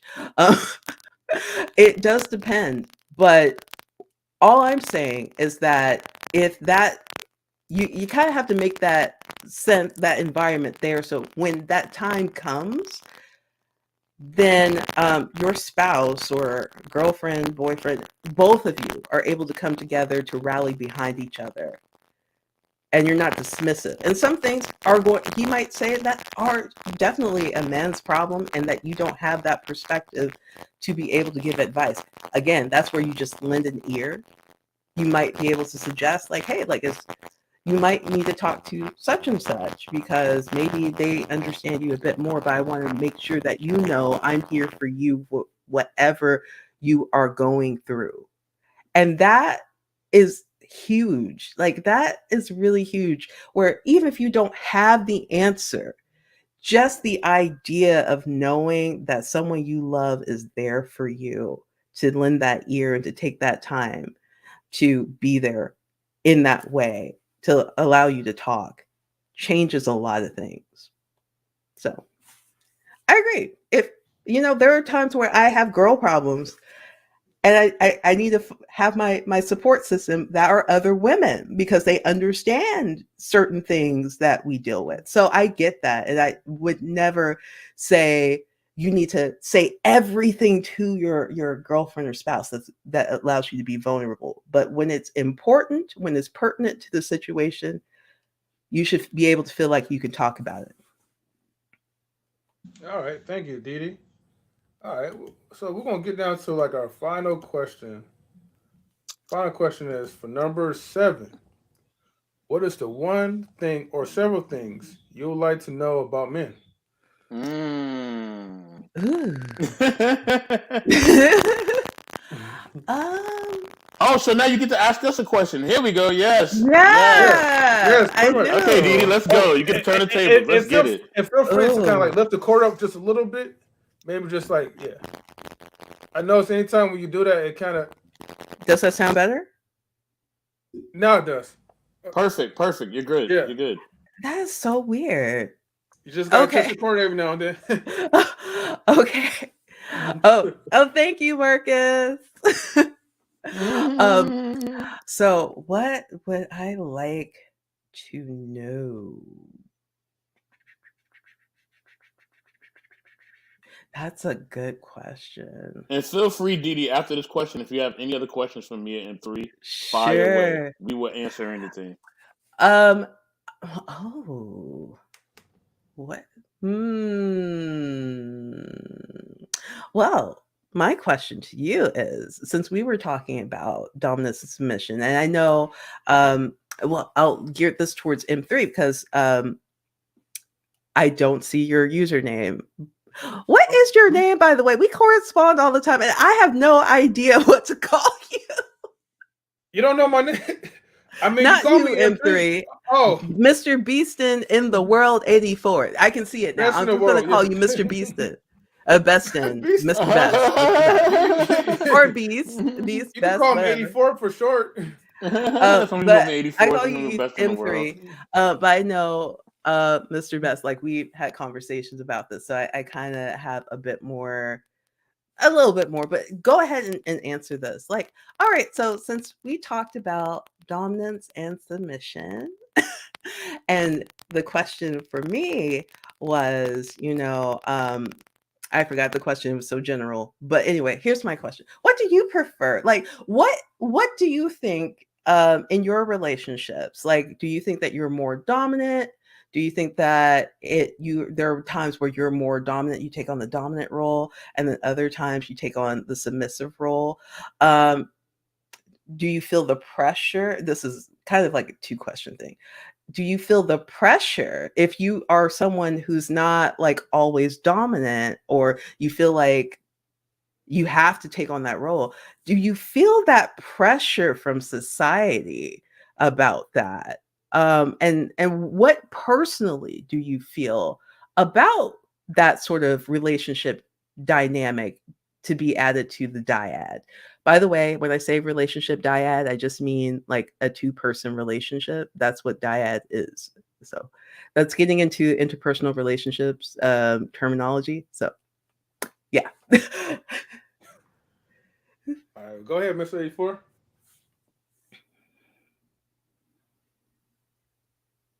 Oh, are you there?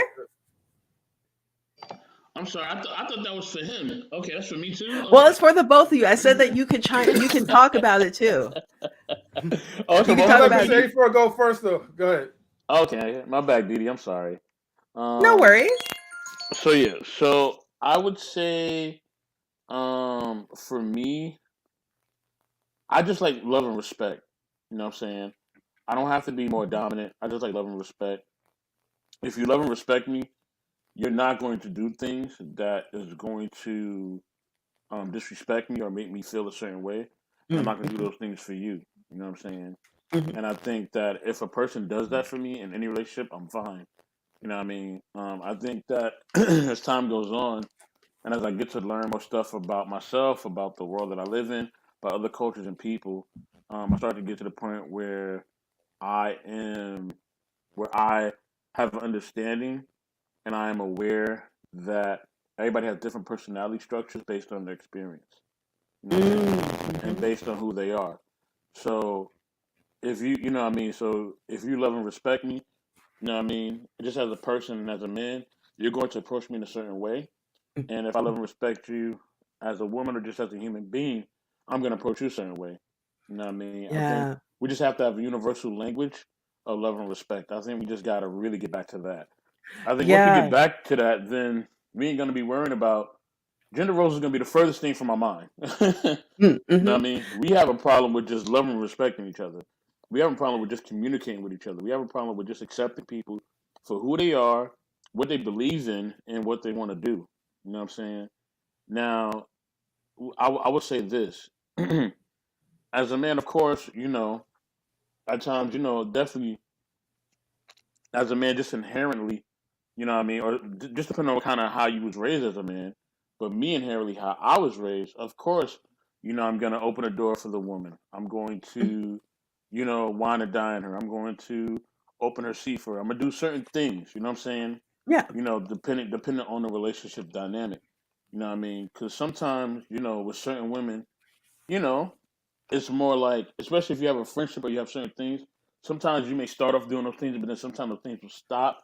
Not because the Mm-hmm. relationship is bad, you know what I mean? It's just because now, you're past that courting phase and now you're in a different phase. You know what I'm saying? Mm-hmm. And that doesn't mean that you don't appreciate that person, and then sometimes you'll revisit those things. You know what I Yeah. mean? Or sometimes you continually do them. You know what I mean? But it's not. I think sometimes we live in a fantasy. Both men and women, right? The man thinks that the woman, she's always gonna have the Coke bottle figure. She's always gonna be this way. She's always gonna be nice and she's always gonna be sweet. But then we're not thinking that women have to go through certain things. You know what I mean? You have to go through things once a month. You have to have kids. Y'all go through menopause. You know what I'm saying? Y'all go through different things that affect you. You may lose a parent. You may lose people in your Mm-hmm. life that's going to affect you. You know what I'm saying? Yep. And then then for us as men, yeah, we're not always going to be strong. You know what I mean? So some women think, okay, but man, he always going to be strong. he was gonna be the leader. He was gonna be the protector. He's gonna be. But sometimes life hits you and things happen. Yeah. With men, we may face colon cancer, especially men of color. Mm-mm. You know what I'm Yeah. saying? Police brutality. We may lose our parents, as Yeah. well. So we both go through different traumas, right? And those Mm-hmm. traumas and different things are going to shape us, as well as all the good things, right? Oh So yeah. of course you're gonna, you're doing great in your career. You're making X amount of money. You're doing bodybuilding. You're doing great in that. You know what I'm saying? You're enjoying different video games. I mean, you're traveling the world, so different great things are happening too. But all Yeah. those things are going to give you experiences. So based on that, what I'm saying, you're always changing as a person. You know what I mean? Mm-hmm. And the right person for you, they will move through you with the changes. You know what I mean? And they will also call you higher when they see that those changes are affecting you in a negative way, and they Yeah. will encourage you and help you to be better when they see your wherever you're at overall. So they're always going to encourage you. They're always going to support you. They're always going to help you to be better, and they're never going to let you be in a state where you're at a negative state. Yeah. You know what I'm saying? They're never going to allow that. You know what I Yeah. mean? At least on their Mhm. watch. You know what I'm saying? Yeah. Now, Yeah. if you choose to go outside of them, or you choose not to basically be supportive or be receiving of their love or their respect, you know what I mean? Then that person has every right to not be in your environment or share energy with you because you're showing them you don't appreciate them. You know what I mean? Yeah. So, and that's a big thing. We also got to know when to walk away. You know what I mean? Mm-hmm. That's another Mm-hmm. big piece of it. Yes, stay. Yes, try to help, be supportive, love them, whatever. But there comes a time where it's like, okay, this person does not respect anything or love anything I'm doing. If anything, I'm holding them back. Yeah. You know what I mean? I'm holding them back really by me doing this to them. You know what I mean? Sometimes when you're giving somebody something, you're casting your pearl to a pig, which you don't want to do.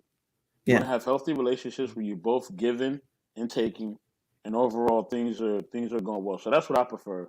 I prefer Mm. healthy relationships, whether it's with other men or other women, just people in my life. Period. Yeah. If you're speaking specifically for like romance life and with me and women, of course, what I mean. I want it to be where who the person that I'm with, what I mean, respects and love me. I respect and love them, and then also, what I mean, understand that they grew up differently, and also they may have a different religion than I may have, or their views on life may be different than I may have, and I have to accept that if I love them, and just try to get to know that because it could possibly help me as well, and I could possibly help them. So yeah, that's my answer. Yes. Like I really love that you mentioned that, relationships change, like things in the relationship, factors between people change over time and you have to adjust to that. And that Yep, the love and respect is a foundation where if you do love and respect that person, you're going to check in with them and you're going to try to navigate those waters together. exactly, So Mhm. yes, I exactly. love that. Yeah. All right, M3. All right. So I'll give you my personal opinion to it. Mhm. Um, I know like you did gave us like a loaded question, which I like that. So I'll start off like what I look at as far as like certain roles. I do I do strongly agree with Mr. Best in the World when he said about the level of respect because I feel like I feel like it goes in like in both parties, however. Because people say, well, men value respect and they say women value love. But then when you I feel like when you have that love for somebody, you already have that respect for that woman. If that Mm-mm. makes sense. Or maybe I'm not saying it the opposite way, but and I feel like our definition of what love means to us is when you're showing respect. So honestly, like, everyone has a role. Now, personally for me, I would like to be the one who will make sure like, I keep the household like in order, keep things established.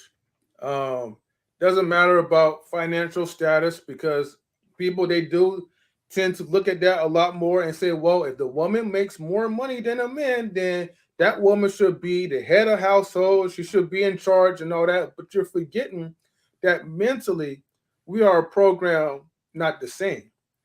We're a program to handle things when it comes to the level of stress. Not Mm-hmm. saying that men are always capable when it comes to handling their levels of stress, but the majority handle things in a more different way. I feel like we're more calculated and tactful, whereas women they're more nurturing in certain aspects. And so you have to understand, okay, well, what is my weakness that your strength could complement?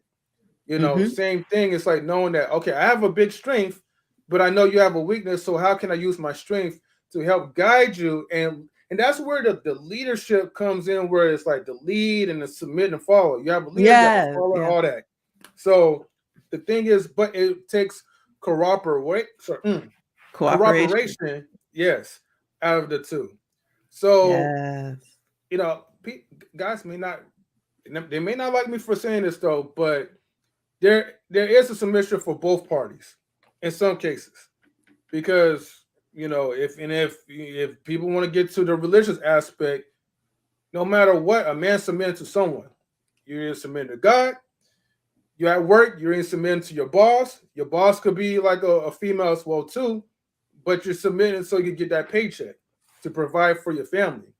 So you also have to understand that everything is not always in like in black and white, but it's just understanding the roles, sorry, your roles and the rules of life. That's how I Mm-hmm. look at it. So if a man being a leader is working for the household and a woman is following his lead, I believe that the household can be highly functional.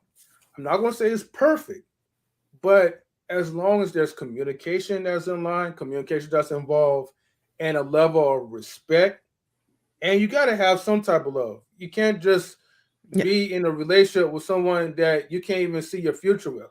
yeah, That level of submission and leadership is not going to coexist if you have that type of mindset. If you don't love that person on the inside, you know what I mean? yeah. So that's my personal opinions like to that. So hopefully I Good. was able to answer that question for you.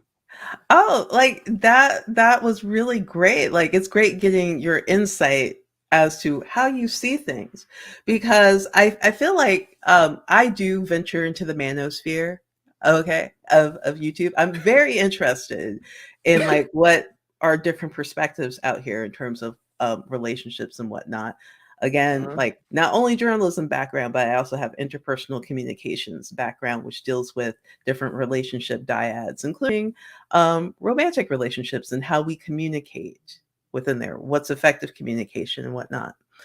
Right. Um, but that also brings me to a question that I'm just like, oh yeah, this is something I wanted to ask. Hey, go ahead. Okay, so a lot of the times in the manosphere, particularly like in the red pill community, and I watch a lot of Black creators, there is more of this thing of like this concept of the high value man. Okay. And first of all, my question to you too, Hmm. is number one, what do you think this means? Because I see Kevin Samuels has like a list of things that he considers high value, but I wanted to know, is that so is that something that you think, well, it's a concept that exists, but Hmm. to is it relevant to you? And then what would that look like to you? Because I'm curious to know, what does that mean to you as Okay. guys who are All right. not Kevin Samuels or not um like the other people, like what is it? Oh my gosh. O'Shea He do looked Derek like my Jackson, Jackson. cousin. TLA, all those guys. Yeah, Yeah, Yeah. yeah. And yeah, there's one guy in particular, mediocre tutorials and New reviews, York yeah. tutorials. TR, who Yeah. TR, TR. honestly, can I say something Hmm. that's completely Hmm. offside? He Hmm. looks like one of my uncles. He looks like he could be a part of my family. Oh wow. I'm just, Oh wow. he Okay. really does. He's not related to me, but man, when I looked at him, I'm like, oh my gosh, he looks like my Uncle Sam. Like they look like they could be twins. You never know. Yeah. He might be. You may want to do a DNA Who test. You never Yeah. knows? know. You never Who y'all may Go be knows? to But distant cousins or ancestry.com something. and you might find them. so, Exactly. but Okay. yeah, but So yeah. let I would me. say that Okay. it doesn't apply to me Hmm. because at the end of the day, I'm my own standard. I'm my own hero. I'm Mhm. my own person. I'm not looking for another man to define me. And I think the whole high value men is I think it's a way for a lot of times for guys who have had bad experiences with women for them to try to maybe dodge certain bullets that they perceive may be correct, but a lot of the shit that they say, excuse my French, a lot of things that they say doesn't make sense sometimes. You know, a woman Yeah. has to be, all men want a woman that's a size 6. That is a lie. You know what I mean? For me, a woman she has to be a size 12 or up. She got to be big. For me, you know what I'm saying? If she don't eat, she can't be with me. I'm sorry. You got to be able to eat. You know what I mean? I don't want no size 6. Yeah. You know what I mean? Then also, it's like if she's after she's 25, she's finished. I'm like, no. So that means that you wouldn't date Holly Berry or Janet Jackson. You kidding me? You would. You know what I mean? So it's just a lot of myths that they have, and I think some of it comes just with a lot of bitterness, and a lot of times these men have gotten played. They've gotten played. They've gotten used and abused, and they've had bad experiences. And based on that, they come up with all these factors. You know, now some of these aspects may be true for certain people or for that person in general, but I don't believe in a whole value man thing. I don't believe in that. Like I said, I believe a lot of times, and it could be also like feminism as well sometimes, with certain aspects of feminism. Not all, because I believe women should have equal rights and equal pay and everything else, if not more, depending on how well they do their job. You know what I mean? Depending on whether it's a man or woman, it depends on how you complete your task. Your gender does not matter. You know what I mean? Complete the task in front of you, and if you do it better, it don't matter if you're a man or woman. If you do it at your best ability, you should be paid handsomely. You know what I mean? You should be paid respectively. So, you know what I mean? With that being said, I don't even believe in that high value man stuff. I really don't.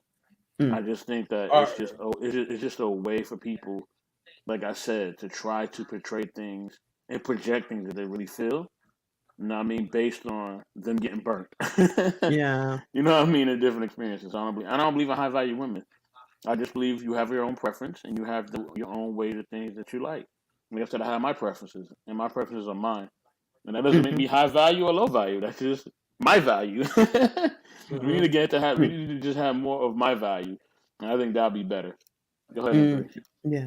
Yeah. You know, it's funny, right? Because like it's funny that people will mention high value man, but they would never use the term a high value woman, as if they never exist. High value man basically means high quality, the 6 foot, the good looks, the status, the power, the money, confidence, etc. And you know, and these are preferences that I would say that if you had all these things, yeah, you would have a large pool when it comes to dating. But I also want to keep this in mind too. The term with high value and its origin is what's the word I'm looking for? Is definitely opinionated. So don't take it as scripture or as law. As of oh man, okay. Kevin Samuel says that I have to be all this in order for me to be a high value man. In order for me to get this, I would say based off this opinion, off of popular belief, and also interaction with maybe high status people such as like celebrities, business people, and all these entertainers that may apply for people like them, but then average people like us, how often are we making 6 figures? And the thing is, if you're so worried about, here's the thing, is you want to still attain all these things, except for the height because you can't change your height, but you want to try to attain all these things and do better to be the best for yourself. But if you're doing it to impress a woman, then what you're going to do, you're going to attract a lot of superficial women. And those are ones that really initially have low quality about themselves because they're not after you based off of who you are for your conversations. They based off of like subjectively, maybe the money, the status. Heck, some would probably go like, based off like, how many women you could probably pull to make them feel good. But you're feeding into ultimately their ego, which doesn't really make you a high value man. It just makes you a bigger catch to get symptom. In other words, Yeah. so Yeah. Oh, go ahead, Didi. So that is the thing that that came to my mind every time I would hear conversations about that in the manosphere, especially when they're pushing the high value man thing and what a high value Mhm. man wants and things like that. The big thing that when they do these conversations, it's like I feel like they're creating the environment where they're getting the woman that they don't want.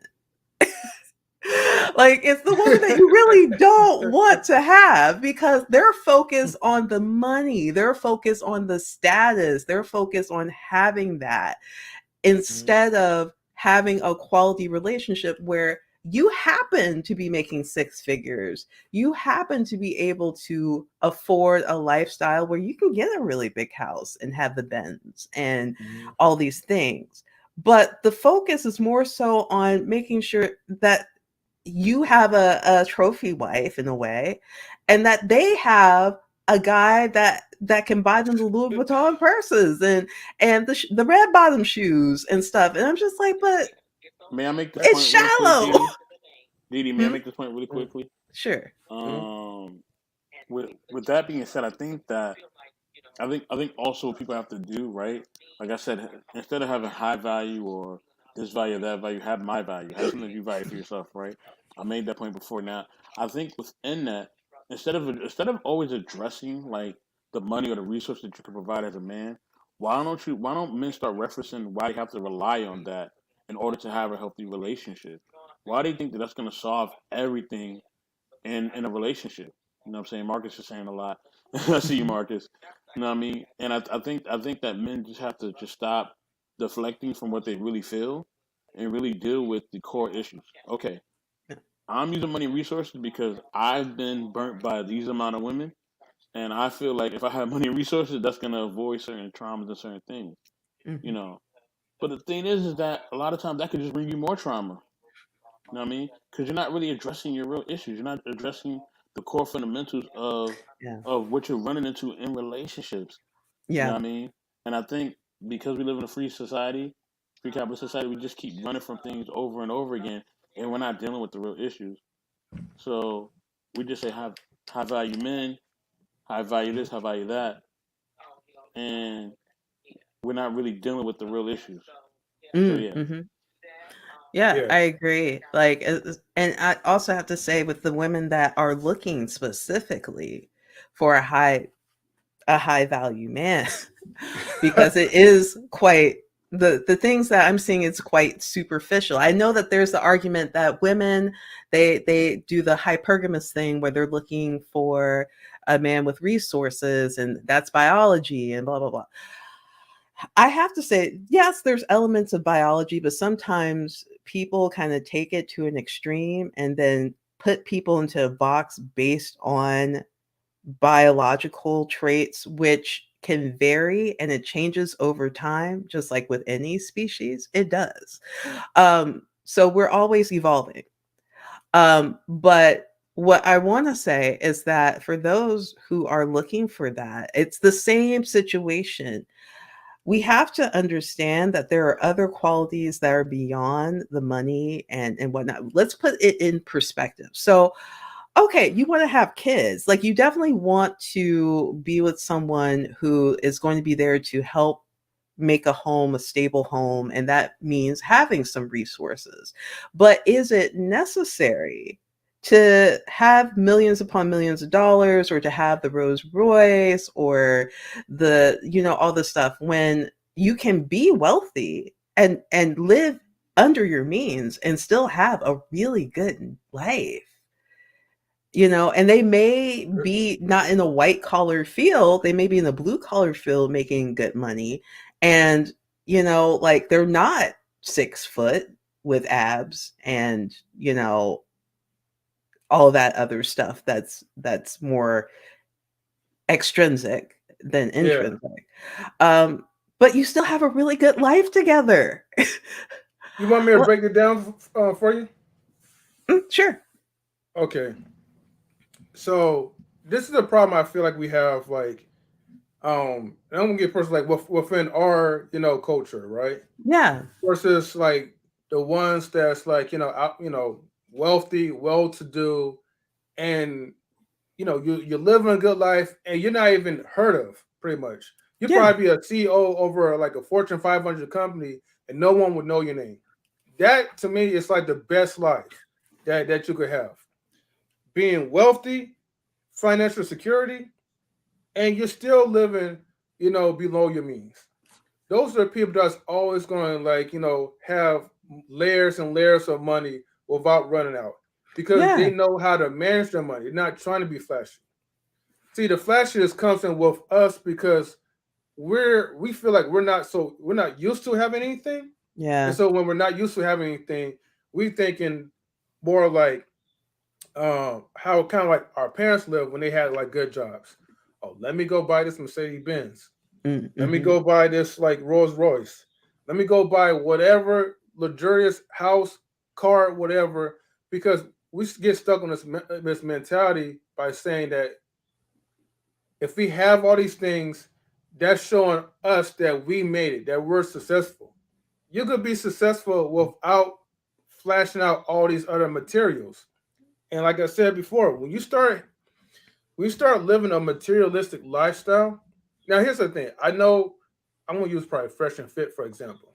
Mm. Now some of them, okay, yes, if you live up to that name, especially like on YouTube, then I guess like you being flashy will probably create some type of inspiration, or it will probably create some type of notoriety like under your niche, and making sure that your YouTube like falling, because it's all basically your fan base. Yeah. But what you're attracting, right, in the real world is just a bunch of superficial, like IG Instagram models. And think about this: you've seen Tyler Perry movies before. Mm-hmm. Like one of them where they was talking about the 80-20 rule. I think, well, was it with Jill Scott or someone? Mm. I forget who it was, but um, where like, okay, you have someone that looks good like 80%, but the 20% falls into like the work ethnic, or the Mm-hmm. way how she's contributing into the household. Hey, you're gonna probably run into IG models that can't even cook. You know what I mean? But Yep. that's your trophy wife. That's something that you could just bring around and show off to all your friends and be like, look, I got this fine girl that can't do anything for my lifestyle. Yeah. And God forbid if you marry one of them and then they take you to court, and then you losing like half of your fortune to someone who didn't even earn it, Yeah. versus someone who, and I know there's still like extreme, the 20 and looks or whatever. I mean, look, Yeah. But you, we you, get you it. It's know how not we are. like Yeah. they're not at Yeah. the upper echelons of beauty, like real, real, Yeah, real, they're real not the beautiful. extreme beauty queens or whatever. Like, I guess But they're they just may be cute. They have, may be yeah. pretty. They may be cute. Like you see something in them, but Hmm. they're not But going to that's how I be on feel. the Yeah, cover of a yeah. magazine. But see, but that's how I feel like how manosphere men are looking at these situations when they talk about these women, because you're an average guy talking as if you're one of them. You know what I mean? That you already have that establishment, that you already work in those 400, 500 companies Yeah. to even have the audacity to even try to pick and choose. You know what I mean? And then when you hear this rhetoric about like, well, you know, the woman's standard of beauty is, if I guess if you're a size like 0 and or 2 or 3 or whatever, then these are the women that should be acceptable, and anyone other than that is considered to be big, obese, and not looked at as beautiful. But Yeah. to the eyes of the beholder and to the eyes of other people, we got to stop the cap. Even though I am wearing a cap, but a blue one, to be in fact. But we have to stop capping and start recognizing, like, and start embracing who we are attracted to. I don't want no small, skinny woman. You know, I Yeah. mean, look, I love women of all different sizes as long as they're cute. You know what I mean? Yeah. But I'm not gonna just go to extreme and say like, well, you know, you sloppy as hell, or you this and that, or you're a size like you're a size like 4. I need you to be under that. I'm not gonna go through the extremes. So as long as you're taking care of yourself, you got a nice like figure and shape, and and of course like for you with muscles and all that, we're good. Yeah, like I feel like a lot of times they're putting more restrictions on themselves and getting not the result that they really want. Mhm. So it's kind of like this weird sort of conundrum that they're setting up. And the big problem I have is that they're setting up other men who may be impressionable, who are coming to them for advice for that same cycle of Mhm. not finding what they really are looking for, what they really need versus what they think they need. So it's setting up this expectation that I have to look for this kind of girl, and that kind of girl that they're seeing in my, and it's not even that. It's what's worse, especially with Fresh and Fit. They're saying that these are how all women are, that they're like the Miami girl that they are getting with and that they're bragging about getting. It's this weird sort of thing here because they're talking about this is how we're just telling men how like what they need to think about when they're dating, really just dating. They don't really talk about relationships like that. It's the dating. This is how they are when they date. Like, so you Mhm. have to be vigilant of that, and then you have to one up them and make sure that you're controlling the game versus they are than them. You need to have the upper hand. I'm like, if you constantly keep doing that, you're going to again get the girls that you don't want, and you're going to always have to pay, like basically pay exorbitant amount of money on these dating webs, like on the websites that you're going to Mhm. get women that want to be with guys that have money so that they can then get perks and money in return. Like what the, but at the same, You'll get the woman that you want, but it's not it's going to not be the one what you that you need. need. Hmm. You get what you want, but it's not what you need. And that's a huge problem. And then of course that leads to more men being jaded about the situation. They're going to see that they're not getting what they need, and then they're still going to have this, at least those men, hopefully they wake up, have this cycle of, well, this is how all women are. It's like, no, it's the women that you are being drawn to right now. Reassess who you're drawn to. If this is constantly happening, then the common factor is you. So maybe the people that you're relying to for advice is not who you need to talk to. But I already knew something was up when Fresh CEO was talking about he slept with 1,000 women. Like, get out of here with that. You don't have that. You don't have like, that gave me a hearty laugh. I'm like, "Oh, no." Like, "Really?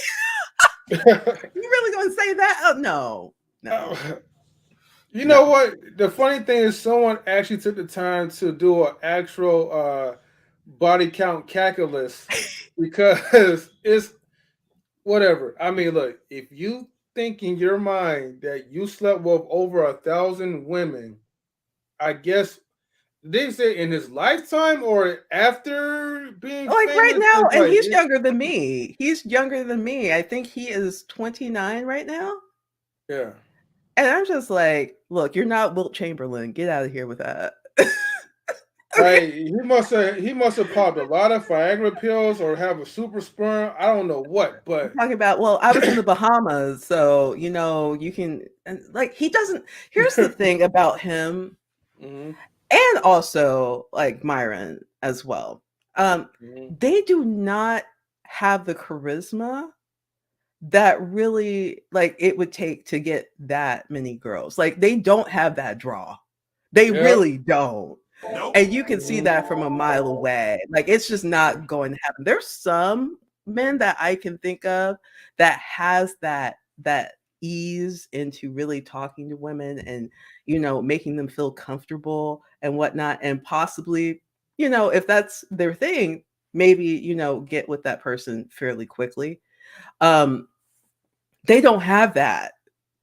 They don't. It to me when I at least from what I can see, the both of them get on my nerves. They get on my nerves. not be able to hold a conversation with Myron, who likes to throw out facts but don't like these facts, statistics, but don't understand what they really mean in the context of their study. So, and a lot of the studies that he cites, I know about, and I'm just like, no, that's not what that means. That's absolutely not. Do not throw that. And he's also one that will put facts and statistics into his dating profile about why you should pick him. And I'm just like, oh no. Get out of here. Nope. And with Fresh CEO, he just, again, he doesn't have that charisma. I think that if they both retool how they think about themselves and women, like they could have really good relationships. I mean, I have faith in that with anybody if they are able to reflect and really think about what's going on with them and why they think what they think and be open to change, that they can find the people that they need. It's just that that's not what they want and they're making bank off of it. So they have no incentive to do anything else. Yeah. I just called them like just fake and fraudulent, you know? Yes. Okay, I'm gonna say this, right? About, you know, Fresh and Fit. Now, respectfully, I still do admire their business practices a little Oh bit. yeah. Not the way how they treat people, but the way how they became successful. Just, you know, having, you know, guests over like in the living room and, you know, doing a lot of networking and big things. They're hard workers, but at the Absolutely. same time, it's like if you're gonna claim about this high value man stuff and alpha and beta stuff, you actually have to kind of live that type of lifestyle. So here's the thing, right?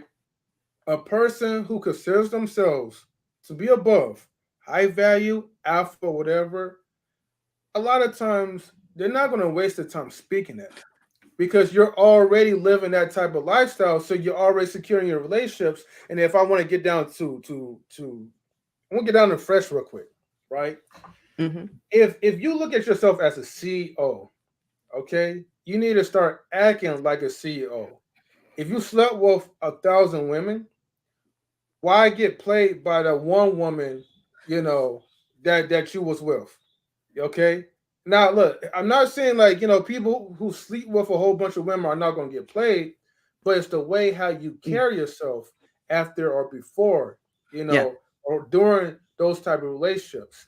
If you're so quick to be emotionally invested with someone, knowing the type of lifestyle that you claim to be, something's just not matching.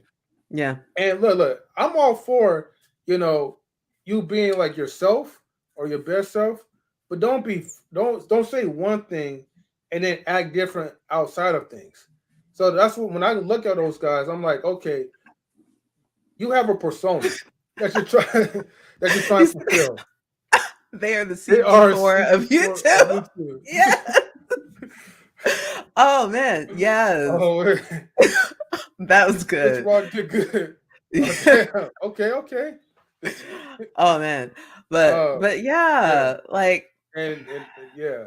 And Myron, I'm like to be the person, right? Because don't forget, yeah, I'm gonna get on his ass too. But Myron, to be the person who kind of practice on heavily on this macho man type of stuff and how to deal with women, it baffles me the way how he emotionally reacts when a woman's challenging him. And then you get into what's the Punisher's name? Uh Frank Castle. Then you get into Frank yeah. Castle mode and you're ready to kick him out. Yeah. And I just look at that. I'm like, that's not alpha though.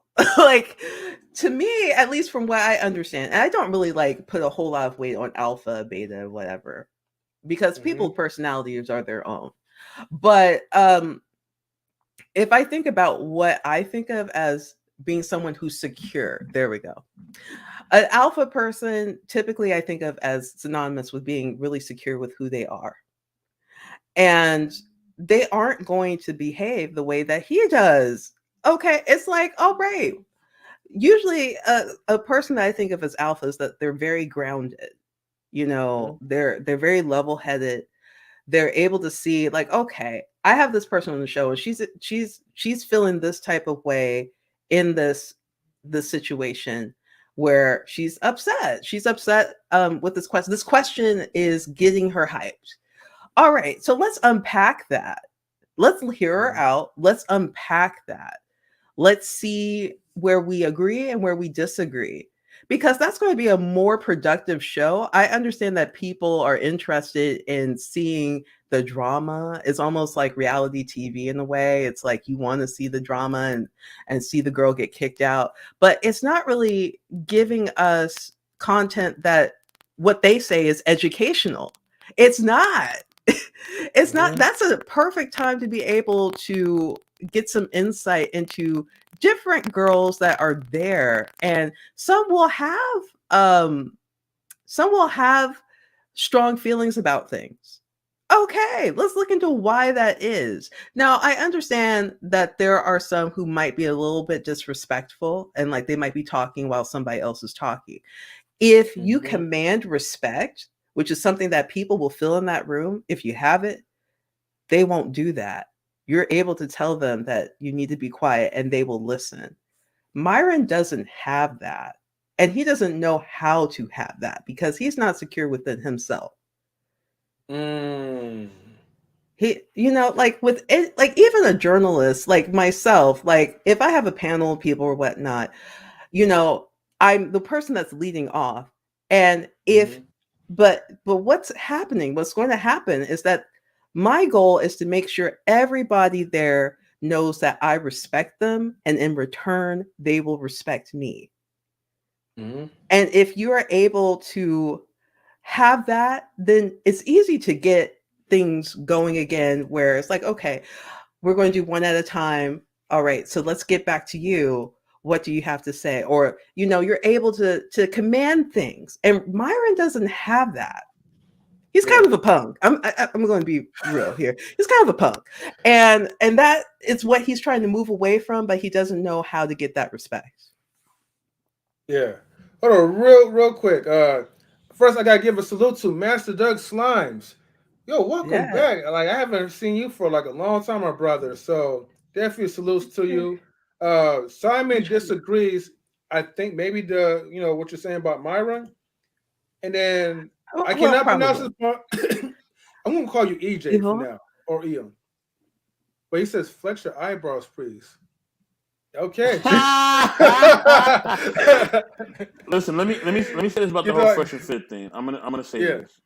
I think with the whole fresh and fit thing, what we have to realize is, hold on one second, y'all. I just have to adjust my headset. Sorry. The whole fresh and fit thing is this: they are there in order to try to capitalize off of certain things. Oh yeah. And unfortunately, a lot of our young women within our culture are part of this culture where they are chasing Instagram followers and they're just chasing being in the public eye without really having credibility or having integrity. And I think that's really the problem. And they basically use their platform to use them in order to market these certain things. And I think that's a huge issue. Yeah. You know what I mean? And I think what has to happen is, these young women have to, they have to stop allowing them to have a platform, you know what I mean, where they could just take away, where they could just basically use them in order to get ratings. They use them to basically perpetuate certain things about our women that are not true, and they're basically sending messages out that it's okay for you to be a whore, it's okay for you to not have real values, and it's okay for you to use your body and your looks, and that's all women are about. And it's not that. You know what I mean? It's way much more than that. And, as we're talking to you, we see that, you know what I mean, just physical appearance or just physical training is not just the only thing that somebody has. You're not just a bodybuilder. You're way more than that. That's only one aspect of your life. You know what I'm saying? But you have so many experiences and so many things that you're into that is beyond just your physical training. Now, your physical training is a beautiful thing. It's a remarkable thing. What you've done to become a bodybuilder is incredible. It's an incredible journey, incredible story, and we definitely appreciate that. And the audience appreciates that. Our audience appreciates that, and your audience appreciates that. You know what I Mhm. mean? But you're much more than that. You know what I mean? Yeah. And I think that we have to get to the point where, we're showing that we are much more than that. You know what I mean? Oh We're yeah. much more than just the physical appearance. That we actually have thoughts, concepts, and we do actually have ideologies and ideals, and we can actually have conversation that moves the needle forward and that can basically make life better for everybody. Yeah. And I think, but I will say this about Fresh and Fit though. I will say this: they are geniuses in their market plan. Oh Like yeah. it is a genius move. It's not respectable, you No. know what I mean? But it is a genius move. And Mhm. the thing that I just want the young women to just really realize is stop allowing these guys to subject you to certain things. I remember, I laughed at it, but when I was thinking about it, I was like, man, that's wrong. Like they just was like they were just telling the women like, listen, if y'all don't act the way y'all want to, we're kicking you out. And like they were just kicking these young ladies out like they were like common trash. And I was Yeah. like, dang, like this is just sad. Like they're really just trying to build their platform, Oh yeah. and you're using them, and you're using them, and and a lot of these women are not mature enough to have that understanding. Yeah. You know what I'm saying? Yeah. And I think with the maturity, and that's where other women have to step in who are a little bit older, or who are just a little bit more who have a little more life experience and say, listen, you don't have to subject yourself to that. You know what I mean? You could be on a platform that treats you with integrity and with respect, like our platform. You know what I Hmm. mean? That treats you with integrity and respect and actually wants to get to know who you are as a person instead of just what you look like. You know what I'm saying? So, Yeah. um, you know what I mean? Fresh and fit, hopefully they do change some of their business model. I think eventually as time goes on they will. Because if they don't, they're gonna face Yeah. a lot of different issues going forward. Oh So yeah. yeah.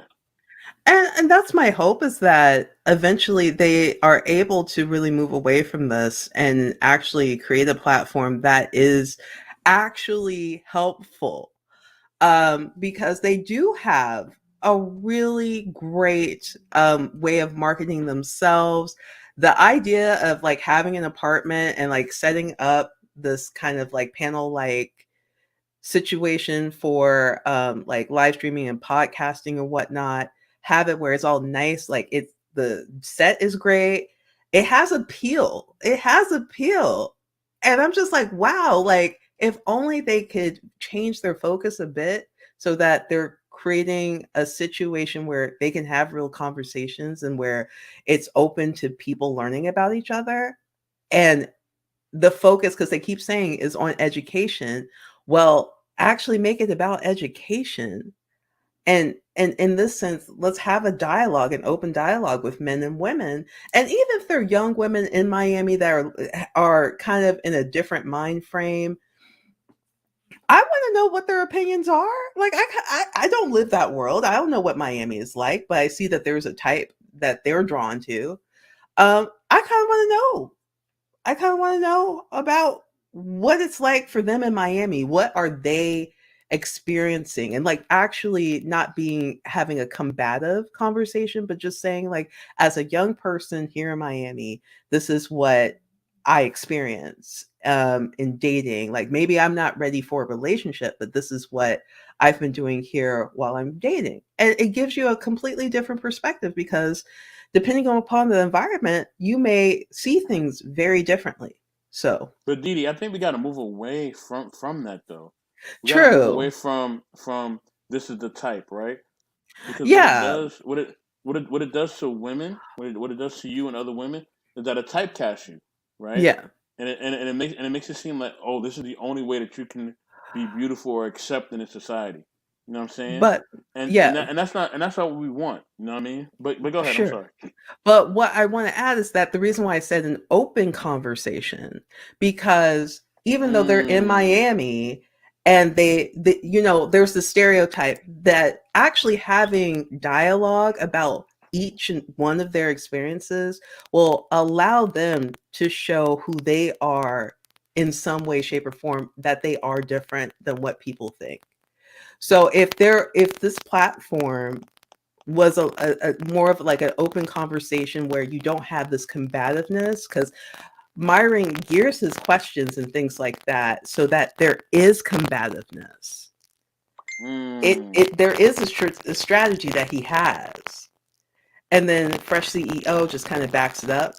But he does have a strategy where I can tell, like, he's like really trying to pick at something to make something happen for his show.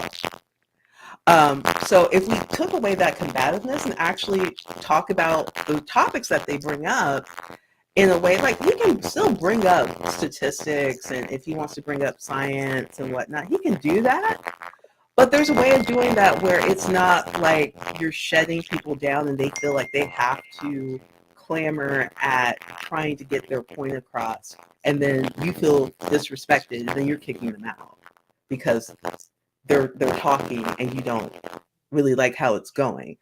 You have to command the conversation, and the way of doing that is not how he does it. So yeah, I just wish that, again, since they're in Miami, they have the Miami girl, but this is a great opportunity to show that the Miami girl is not the Miami girl. They're individuals.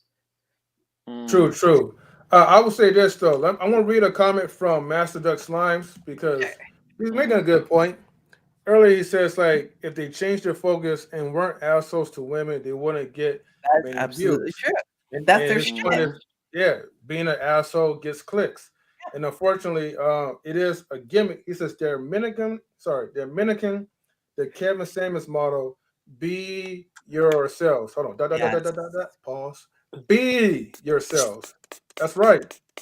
Absolutely. Yeah. Oh yeah. Because it's like this: the old classic way, like negativity and sex sales. So, in other words, if you try to create something and step out your comfort zone and try to do something positive, you're not gonna get the audience that you're looking for, or you feel like you're not gonna get the audience. But look, it just it is something that you're gonna have to weigh the options of. Obviously, they're going through that route just like anybody else. We're gonna promote some controversy. We're gonna promote something that's negative. I'm gonna poke the bear a couple of times by getting them drunk, then saying something stupid and irrelevant, and then be super disagreeable just so I could kick them out because now the views is gonna go up. And oh, somebody got this. Oh, they put out that. Oh man, keep streaming. You know what I mean?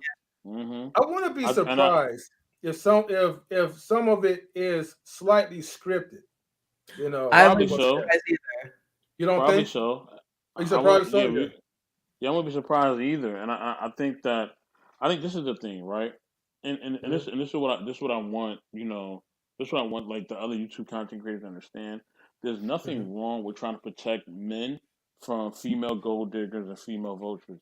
There's nothing wrong with that. Okay, yes, protect the men from those. Okay, perfect. But when you typecast that every woman that's under 25 is like that, and then the ones that are over 25 are just desperate, and so they're just doing whatever it takes to get a man. When you're typecasting women in that, then it's wrong. You know what I'm Oh yeah. saying?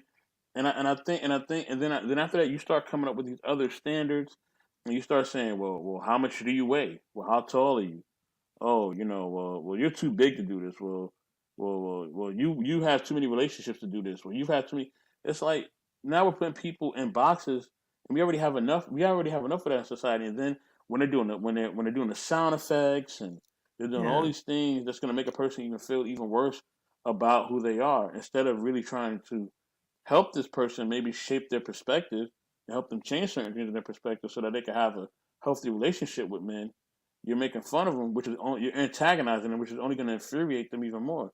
Yeah. Nobody wants to feel disrespected or feel like they're basically stupid. Nobody wants to feel that way. So when you're making people feel that way, it's going to make them clam up, and it's going to make them become defensive, or it's going to make them shut down. Either one. Those are basic reactions. You know what I mean? They're either going to go at you or they're going to shut down. So and I think when they do it for ratings, for views, you know what I mean, they have to see that, if you want to really be helpful, like you say you want to be helpful, you know what I mean? Because that's why they get in hot water. They say they want to be helpful, right? We're doing this to help. We're doing this to help.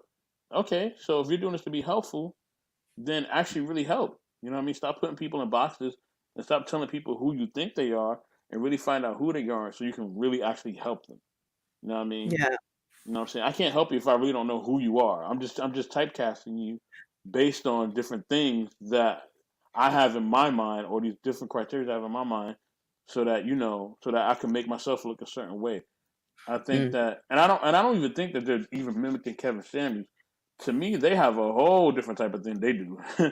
Like they're a Yeah. little different. You know what I mean? They're more, to me, with them. They, what I mean, they do this whole thing where it's kind of like, it kind of remind me of like those little childish things we used to do when we were like in high school or in college, and we kind of do the name calling, and oh, you Mm. girls be acting like this, and oh, the men be acting like that. Like back in the day, they had the whole pigeon and scrubs thing, and oh, you a pigeon, oh no, you a scrub, and everybody was going back and forth.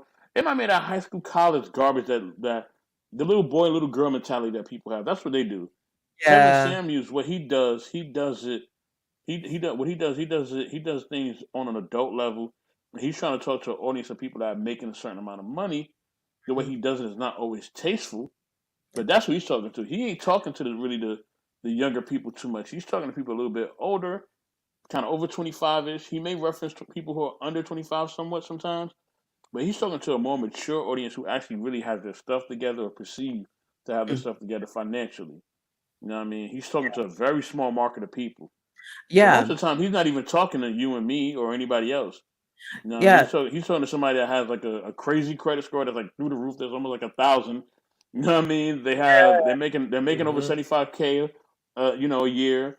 They're driving this type of, they're driving a fancy car. Like that's who he's talking to. He ain't Yeah. talking to just regular people. And Yeah. that's the audience he wants to do. You bring up a really good point with Kevin Samuels. Is like his um his videos are really tailored towards a Hmm. specific audience, and you can tell that it's catered to that. And I think that that's really good. I may not agree with him all the time or whatever, but I can see like, okay, this is his focus, and there is a more polished way of that he does that. And so that makes it easier for me, even if I don't always agree, um including with how he uses some of the statistics and stuff like that. Even if I Okay. don't always agree, I'm willing to hear him out if I do think to watch, because I'm curious to see what he says. And the way that he does it, it does have like a mind of like, okay, this is my specific audience that I'm really reaching out to. If anybody else wants to watch, they can, but this is particularly what I'm reaching for. And that's something I can respect. And even though he has a very sometimes abrasive approach, Yeah, at the same time, it's like, okay, like I can hear where he's coming from yeah, at the same time. So it's not like a put off, at least for me. It's not like I'm yeah, yeah, completely yes, it. Whereas yeah, yeah, with Fresh Fit, like I try sometimes to watch the show and I'm just like, I can't. yeah.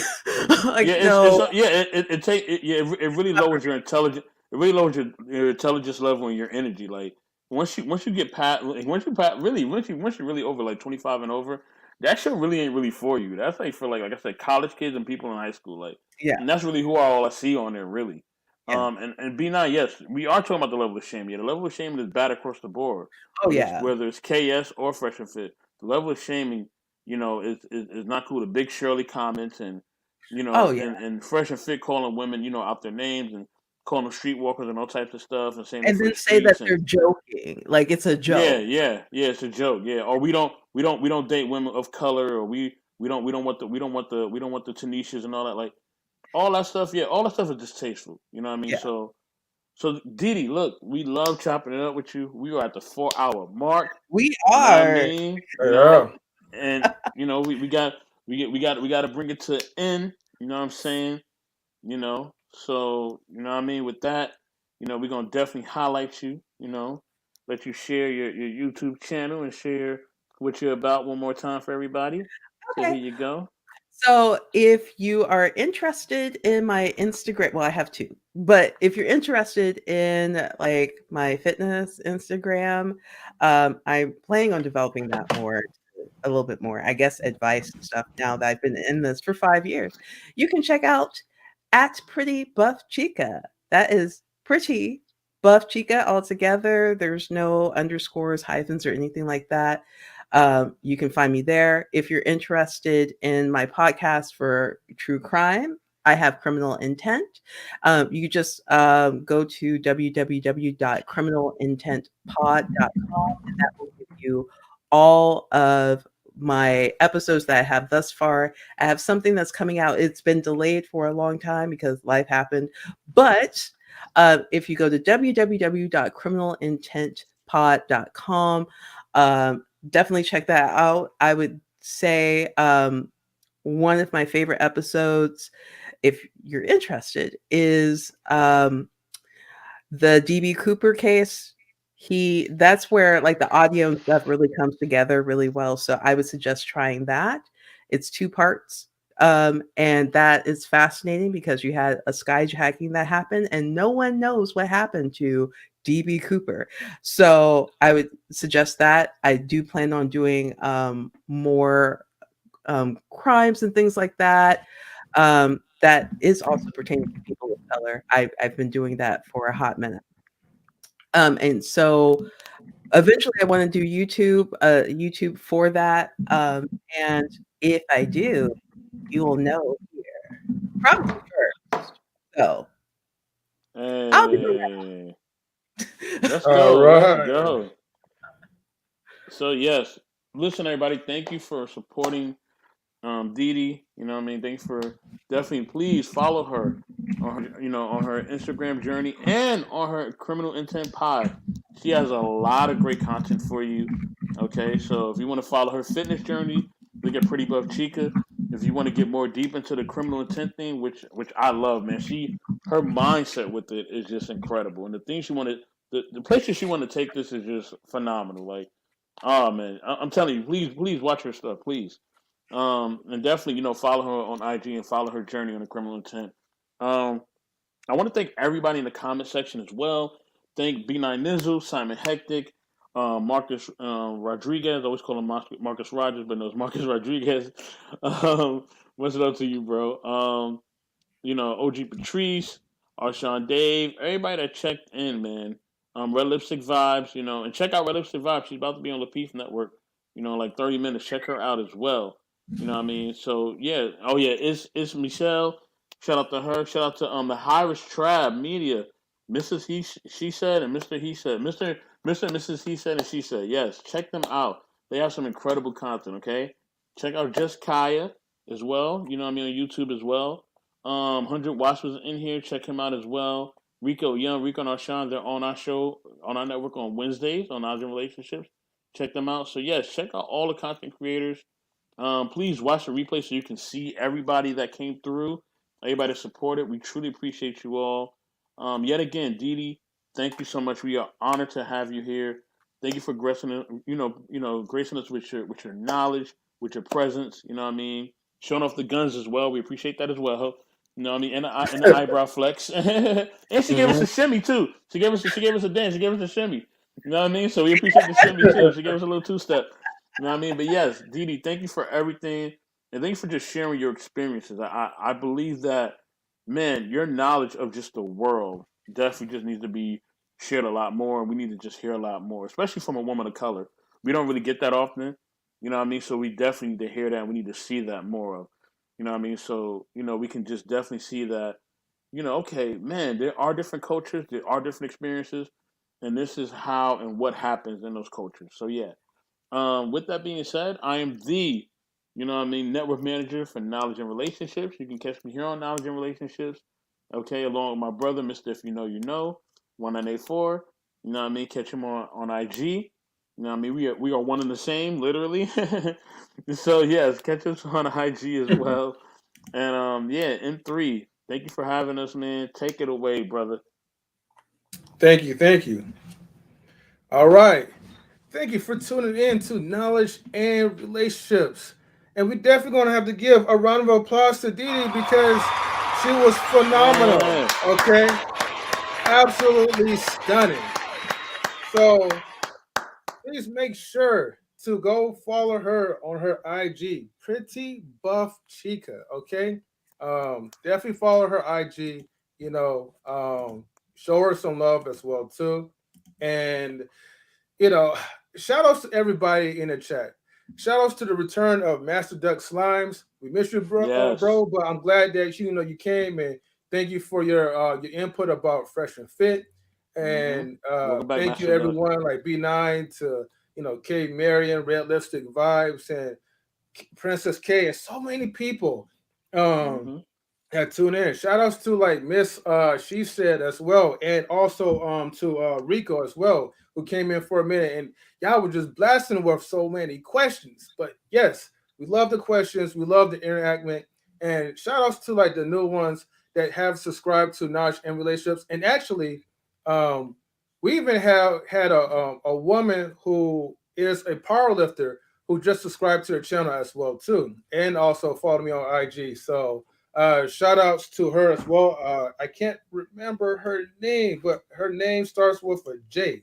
That's all I remember so far. Actually, hold on, let me put it up. I think I can find it. Oh, Jackie Corn, like yeah, something like that. We'll call her Jackie K.